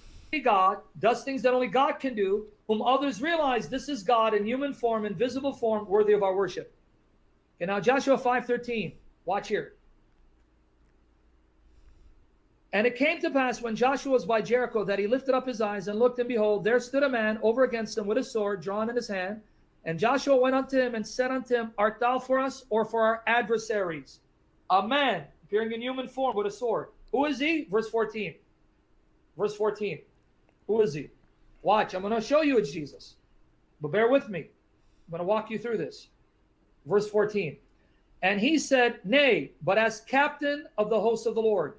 The word host is the term the Bible uses for the armies of God, whether his heavenly armies, meaning his angelic warriors, or his earthly armies, like Israel fighting for God. He goes, "I'm the captain of God's armies in heaven on earth." The armies in heaven are under my authority. The armies on earth under my authority. I am the Lord of the army in heaven. I rule over them, and I am the Lord of God's army on earth, meaning you, Joshua, and Israel. I am Lord over you. I tell you what to do. So he is the commander of the army of heaven. How do I know this is Jesus? According to the New Testament, who commands the armies of heaven? Who is the Lord of the armies of heaven? Who owns the army of heaven? Revelation 19, verses 11 to 16. Revelation 19, verses 11 to 16. Watch here. Read with me now. Guys, read with me. "And I saw heaven open, and behold, a white horse. And he that sat upon him was called Faithful and True. And in righteousness he doth judge and make war. His eyes were as a flame of fire, and on his head were many crowns. And he had a name written that no man knew but..." What's up? In Revelations specifically, Jesus is mentioned as coming back in like a ball of fire, essentially. Right. So if you do want to draw that conclusion that him in the burning bush, him appearing in fire is something that's typical of him. Yeah. I mean, English. It makes sense. It all sort of meshes together in this weird, that does line up. in this almost supernatural way, where this text from thousands of years ago, written, I'd say, to be liberal, like at most 700 years before, but still a long amount of time before, lines up with this text of Revelation in all these ways. There's other interesting proofs of when Jesus goes up on the mountain. Who does he see on the mountain? It's called the Transfiguration, a famous story from the New Testament, the Gospels. And he sees, and the disciples see, Moses and Elijah. And if you go back into the Old Testament, where do Moses and Elijah spend a lot of their time? On the top of a mountain, talking to God, God gives them the commandments and stuff. So this is not doctrinal. This isn't just sort of food for thought. But you can almost imagine during this transfiguration that Jesus is going up to the top of this mountain and communing with Moses and Elijah. Actually Moses and Elijah from the Old Testament. Like it's like a romantic image. It's not real. It's not true. It's not doctrinal. It's not dogmatic. But that's when Jesus becomes the burning bush, does all these things to manifest himself back in time or in some cool supernatural way. Again, just a little food for thought, a little fun idea. Yeah, it's really neat to think about. Yeah. It's really interesting that all those things line up. Super interesting. And maybe we can even see what Sam is about to say. His eyes were as a flame of fire. On his head were many crowns. He had a name written that no man knew but he himself. And he was clothed with a vesture dipped in blood. And his name is called the Word of God. The Logos, the Word of God. And that's what John says. I think the understanding, and maybe this is disputed, is that John also wrote Revelation. So you wouldn't be totally surprised to see that line up. But that's interesting. And the armies which were in heaven followed him upon white horses, clothed in fine linen, white and clean. And out of his mouth goeth a sharp sword, like the sword he was wielding with Joshua, that with it he should smite the nations, and he shall rule them with a rod of iron, and he treadeth the winepress of the fierceness and wrath of Almighty God. And he hath on his vesture and on his thigh a name written, King of Kings and Lord of Lords, which is understood to be Jesus. You couldn't be more on the nose than that. Yeah, pretty much, pretty much. And again, another reference, I saw an angel standing in the sun, and that could just be a normal angel. That might not be. Yeah, that's probably just a normal angel, just a normal angel, but but yeah. So yeah, it's a such thing as a normal angel, right? right, exactly. So I think that's where Sam's gonna go. Let's see if he does anything else, makes any other move, but yeah, it's pretty clear. But he himself, and he was clothed with a vesture dipped in blood, and his name is called the Word of God. But this is Jesus, the Word of God. It's not God the Father. And the armies which were in heaven followed him. He's leading the armies of heaven. He's their commander. They followed him, the leader, the commander who's in charge. And they were upon white horses, clothed in fine linen, white and clean. Now watch, 15. Read with me, 15. And out of his mouth goeth a sharp sword. So he has a sword too. That with it he should smite the nations, and he shall rule them with a rod of iron, and he treadeth the winepress of the fierceness and wrath of Almighty God. And now notice his other title, Revelation 19:16. And he hath on his vesture and on his thigh a name written, King of Kings and Lord of Lords. There you go. Jesus, the Word of God, King of Kings, Lord of Lords, leads the armies of heaven and owns them. Revelation 19:19. Revelation 19:19. Pay attention, guys. No side talking. Pay attention so you can learn. Revelation 19:19. And I saw the beast and the king of the earth and their armies gathered together to make war against him that sat on the horse and against his army. His army. Jesus on the horse, and it's his army. He owns the armies. He commands the armies. He is Lord of the armies. He's the king over all kings and Lord over all lords.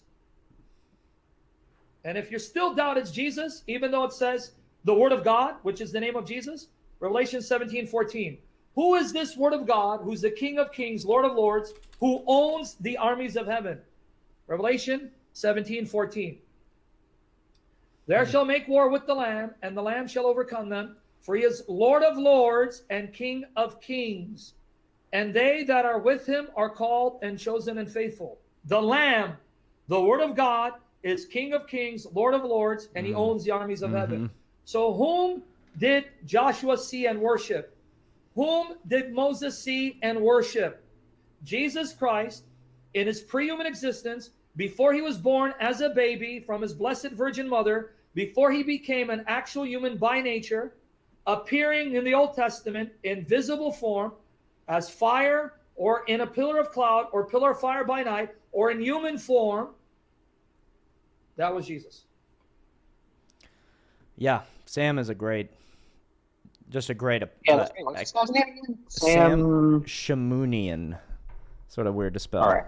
But All right, yeah. I'll sound it out. It's Shamouni. Or no, it's actually just Shamoun, I think. Yeah, I thought it was Shamoun. Oh, this channel misspelled his name. No, it's just Shamoun. And let's do, just for fun, and then we'll wrap it up. But these are fun. Sam Shamoun, Muslim debates. And then, yeah, we'll choose a not too long one. Sure. And I specialize in debunking Trinity, debunking the incarnation, debunking that Jesus is God. I believe it's only honest that we be able to defend ourselves up front and on the spot. I'm ready to do that. I'm ready to attack Christianity. Do you guys know each other? Do you guys know each other? Oh, I heard. Yeah, I was the one I was yanking on my beard on camera for him. He said I had a fake beard, so I had to show him that it was real. It didn't look like you. No, but I was hearing you saying Alhamdulillah. I like your accent, buddy. I like your name too. I didn't know your name is Khalilullah. Yep. What's happening, buddy? How are you? Not much. So we've been playing tag with old CC over here, with Canadian Catholic, about setting up a debate. Well, you want to do like Trinity versus Tawhid? I think I told him Tawhid, and does the Quran get the Trinity right? That was my questions to you, but we can talk about it now. I would be more than happy to have those debates with you. I'd be more than happy. That's fine. But I think that they were. I think that they deserve each their own debate. And I would be more than happy to debate Trinity. And then if that debate goes well, then we would debate Tawhid.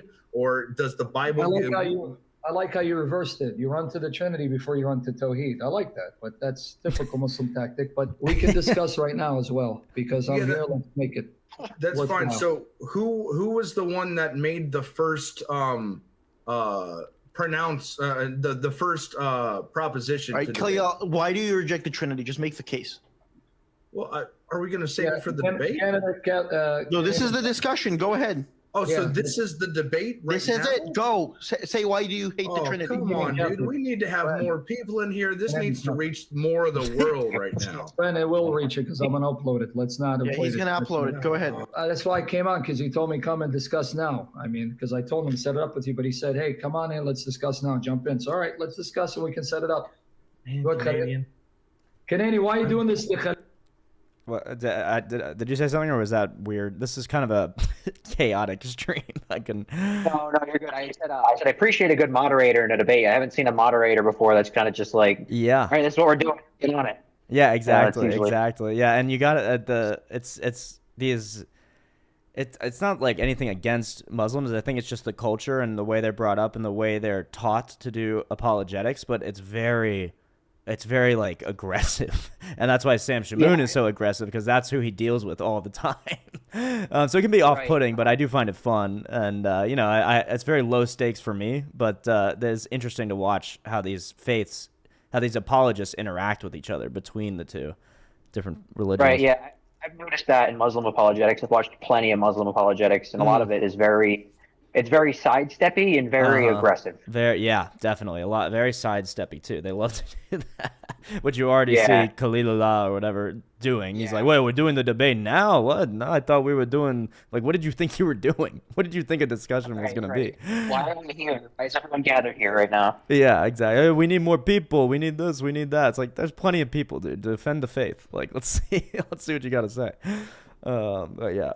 Khalil, bro. Khalil, present your case against the Trinity. He was just talking. If this man doesn't want to do it now, then me and him, Khalil, will do it some other time, because I thought you said jump in because he wants to have the discussion. Yeah, he was I never said I wanted to debate. I said I wanted to set up an actual debate. I want to give Sam the respect that he deserves to have an actual formal debate. Respect. Yeah, that's a good every human being. Yeah, great deflection, bro. Yeah, the respect you deserve, because I don't want to do it. Yeah, this guy is scared, honestly. That's what if this was such an easy argument to make, you could do this right off the spot. Exactly. Yeah, and the way he was so flippant in those TikTok videos, I could disprove the Christianity anytime, anywhere. I'll do it all day. Like, it's like, okay, then do it. I mean, if you think you can, do it. You shouldn't need any prep if it's that easy. Yeah, if it's that easy, if you've actually thought about it, or if you've done it before, you just jump in, make the case. You must have a case. You must have something. So deserve respect. Very good. No, anyway, yeah, listen, I prefer to discuss with you without time limits so we can go into the depth of it. But if you want to do it some other time, it's up to you, man. Khalil, come on, present your case against the Trinity. Just a nutshell discussion. Stop. Khalil, present your case against the Trinity. Okay, so The guy wants Yeah, he's ready. all right. So what my general issue is, it all depends on the model of the Trinity that someone holds to. There's social Trinitarianism, relative identity Trinitarianism. There's Latin Trinitarianism. So when it comes to the Trinity, most Christians, and I state 7 statements that you've probably heard before. Yeah, we've heard it from your friend. Yes. Yeah. So Father is God, Son is God, Holy Spirit's God. They're not each other. There's exactly one God. So do you agree to all of those? I don't care about any models. What I care is what God has revealed himself in Scripture. Because okay, yeah, I agree. Here's the thing: because God is unlike anything creation, any attempt to try to systematize or fit God into a model is going to be impossible, because God, by definition, is incomprehensible, incomparable. That's something you, as a Muslim, agree, according to chapter 42, verse 11, and chapter 112, verse 4. This is why I called out your friend to see if you can consistently hold to a position of rejecting the Trinity while you're Sunni Muslims, in light of the fact that you have a Trinity of your own. So unless you have something scriptural to bring up, any model that you bring up will be a fallible, imperfect, uninspired. What's that? I said Muslims have their own Trinity as well. Well, they obviously don't agree with that. Sam finds the Trinity in the Quran because but their Trinity, according to Sam, is hilariously just bad. I mean, honestly, and part of the thing he goes to is that in the Islamic tradition, it's like the text is taken hyper literally. It's supposed to be the literal, actual words of God in a different way than the Bible, and so when they say something like the arm of God, there's 2 ways they can interpret that: as God having a physical body or God having separate parts. And that's problematic, given the rest of their sort of views. So Sam kind of makes that point flippantly, but he would prove it if the guy challenged it on him. He would show it. And there's the way he called up, according to verse 42, chapter this, of course, 112, chapter, like he knows the Quran better. Yeah, that's wild. That's cool. This guy might not make any good points, and this could be a waste of time, but it's kind of somewhat interesting. Yeah, no, sorry to interrupt. I was like, wait, they have a Trinity, or right? Yeah. No, they definitely don't say they have a Trinity. Sam just finds it in the Quran. Gotcha. Yeah, that's basically the point. Of trying to explain God's triunity, which is beyond comprehension and incomparable. So just because you may not be able to fit it in a model, there's no grounds to reject it, because you're not God, you're not omniscient, you're not the standard of truth. God tells us what he's like, whether we can comprehend it or not. So what is your biblical objections to the Trinity? So I have philosophical objections to what each person's model of the Trinity is, how they see and how they comprehend the Trinity. So at that point, I think you would just appeal to some type of mystery, and then we shake hands and walk our separate ways. Because I would do what you do when it comes to your Quran being the Kalam Allah that's uncreated, even though it's not identical to Allah. You would say Bila Kaif. You would say that if you're a consistent Sunni Muslim. I don't know if you are. Yeah, that's the more important point, that they say the Quran is uncreated, which makes it like God. And so suddenly you now have 2 sort of uncreated beings. So I don't know what the third part is of the Islamic Trinity that Sam finds, but it seems like they certainly have at least 2 divine aspects, 2 uncreated beings, the Quran and God. Yeah. And I'm going to assume that there is Muhammad. Maybe. Maybe best guess. Maybe it is. I mean, I know they're pretty strict about him being like a prophet, the final prophet. So maybe Sam reads it in the way that they make him like a god. That could be part of it. I'm not super familiar with that argument, so I just don't know. But definitely there's a problem already if they're going to reject any sort of Trinity or any sort of multiplicity of characters or persons in God. Well, they've already got 2 uncreated divine beings, the Quran and Allah. Problematic. Right. Yeah. Didn't I tell you that this was going to happen? That we wouldn't actually stick on the Trinity. That we would try to start. No, talking actually, about okay. I'm glad this is recorded because I'll upload it. Which Absolutely. part of? Give me your biblical case. No. Biblical. See, remember when you told Canadian Catholic not to tell me how to debate, and then now you're actually telling me how to debate? No, actually, I'm telling you how to debate me on the Trinity. I'm telling you how to debate me on the Trinity. You don't tell me how to debate the Trinity. The Trinity is what I believe. No, you that's believe in fine. Tawhid. Give me. I'm waiting. You wasted 3 minutes already. Give me the biblical basis for your rejection of the Trinity. I'm waiting. We're all waiting. Don't put us to sleep. Never claim to have that. I go off of people's models and show the I have inconsistency no of their models. Quranic problems with Tawheed. Are you ready to hear them? Because you have no biblical basis, because you know the Bible will shred you when it comes to the Trinity. I have problems with Tawheed. It's not Quranic. What do you think of Dr. James White? It's contradicted by the Quran. What do you Can we think of talk Dr. about that, or are you going to run from that topic? No, I'm like I said, until I have a debate with you about the Trinity on a philosophical matter, I'm not discussing Islam at all with you. Yeah, that's the cowardly way out, because you can't defend Call me Tawheed. a coward. Alhamdulillah. Alhamdulillah. Alhamdulillah. I'll decimate the Tawheed. Are you ready? Or are you going to waste our time? I'm not having a conversation with you about Okay, Islam until you actually man up. Oh, gotcha, Gabe. Yeah, I saw that my connection died for a sec, so hopefully we're good now. Did it kick you from the Discord? Oh, yeah, I got you. All right, cool. Yeah, I realized the connection went down, so that was bad, but you missed nothing. I'm another video too, so I wasn't sure if it was me. Oh, yeah. Okay. Yeah, you missed absolutely nothing. Basically, what Sam Shamoon is saying, you don't have any biblical basis to deny the Trinity, because obviously the Bible confirms the Trinity. And the guy says, no, I have philosophical problems with people's models and stuff like that. Sam goes, I don't care about those. I'm talking about, what's actually revealed in the scripture. And then Sam and what's true, even if you can't comprehend it, just what is true. Or what is revealed to us. And Sam goes, okay, but so if you have no biblical basis for the Trinity, are you ready to hear my Quranic basis for the absurdity of the Tawhid? And let's look up what Tawhid actually means, because I don't know what it means. But basically, Sam just flipped the argument. Oh, so you don't have... Tawhid is the concept of monotheism in Islam. So it would be a very strong point. This would be a clear victory for Sam if he can Quranically disprove the Tawhid, the monotheism, and this guy can't biblically disprove the Trinity. That would mean there's a major inconsistency in the Quran, and he's shown no inconsistency in the Bible when it comes to the Trinity, and he can't. So that would be a big victory, and let's see if this guy will even let Sam make that point. Right now, he's not letting him. He's like, no, I don't want to argue about that. I want to argue about people's philosophical models of the Trinity. Sam goes, I don't care about those.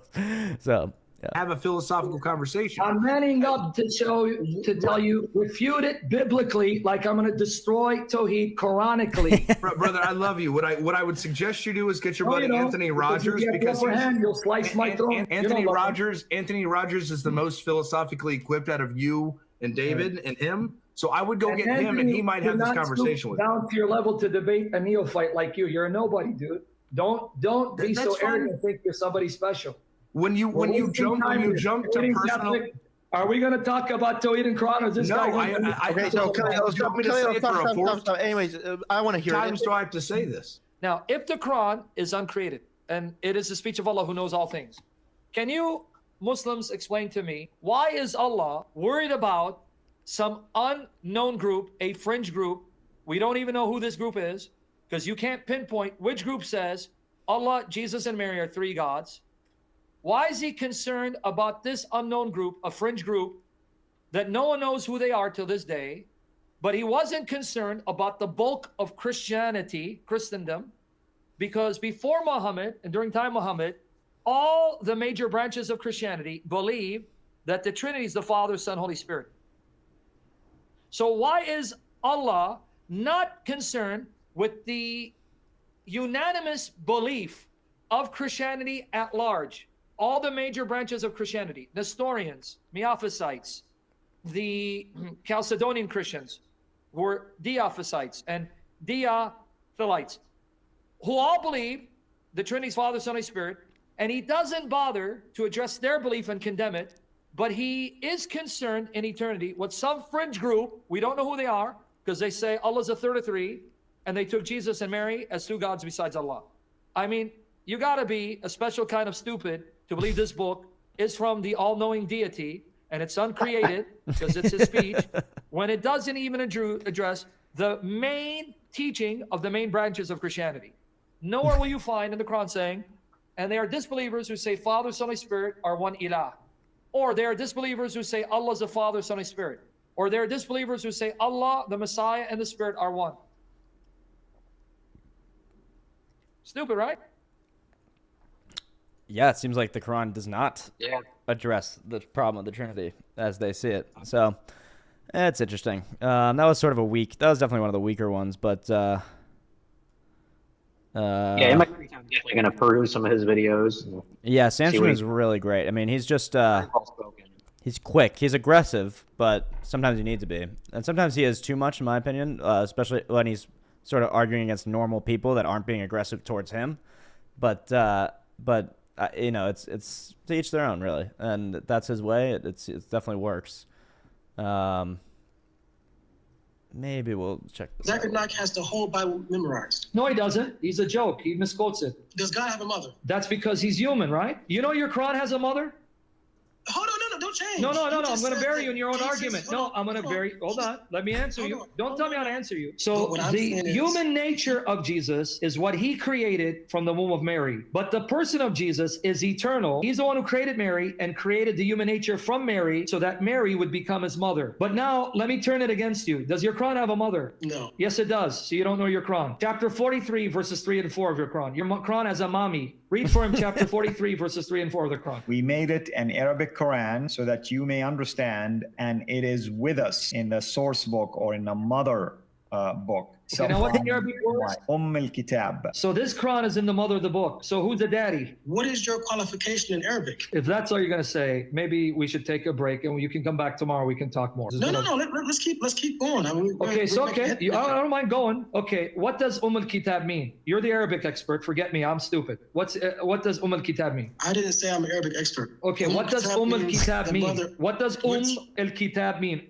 Al-Kitab. Can you admit that the word means mother? Yes. Okay, so al-Kitab, if I translate it literally, is mother of the book. However you want to explain it, it's mother of the book, right? Yes. Okay, so you can go to the scholars and explain it all the way all you want. I just want to know if I'm reading Arabic and I see the word Kitab without the scholars, and I just read it because it's supposed to be plain Arabic for those who know Arabic and understand. It doesn't say go to the scholars to help you explain what is plain Arabic because the plain Arabic causes problems, so we need to explain it away. Kitab, mother of the book. It says fi. It's in the mother of the book. So if the Quran is in the mother of the book, that means the Quran has a mother. Now explain that to me. How can it have a mother? What does it mean that it has a mother? We're really getting into some intricate. Yeah. Yeah. Again, this is just like a, you know, I think what he does is he has like a stream or something, and these people come in all hot-headed thinking they're going to stump him, but and it ends up just being kind of a bloodbath. Nail it often. Yeah. Okay. I think that's good for today. I think we had some good times and some good conversations, and thanks for joining us, Beep. I really appreciate it. No problem. Thank you for having me. Thank you, brother. Peace. Have a good night. You too.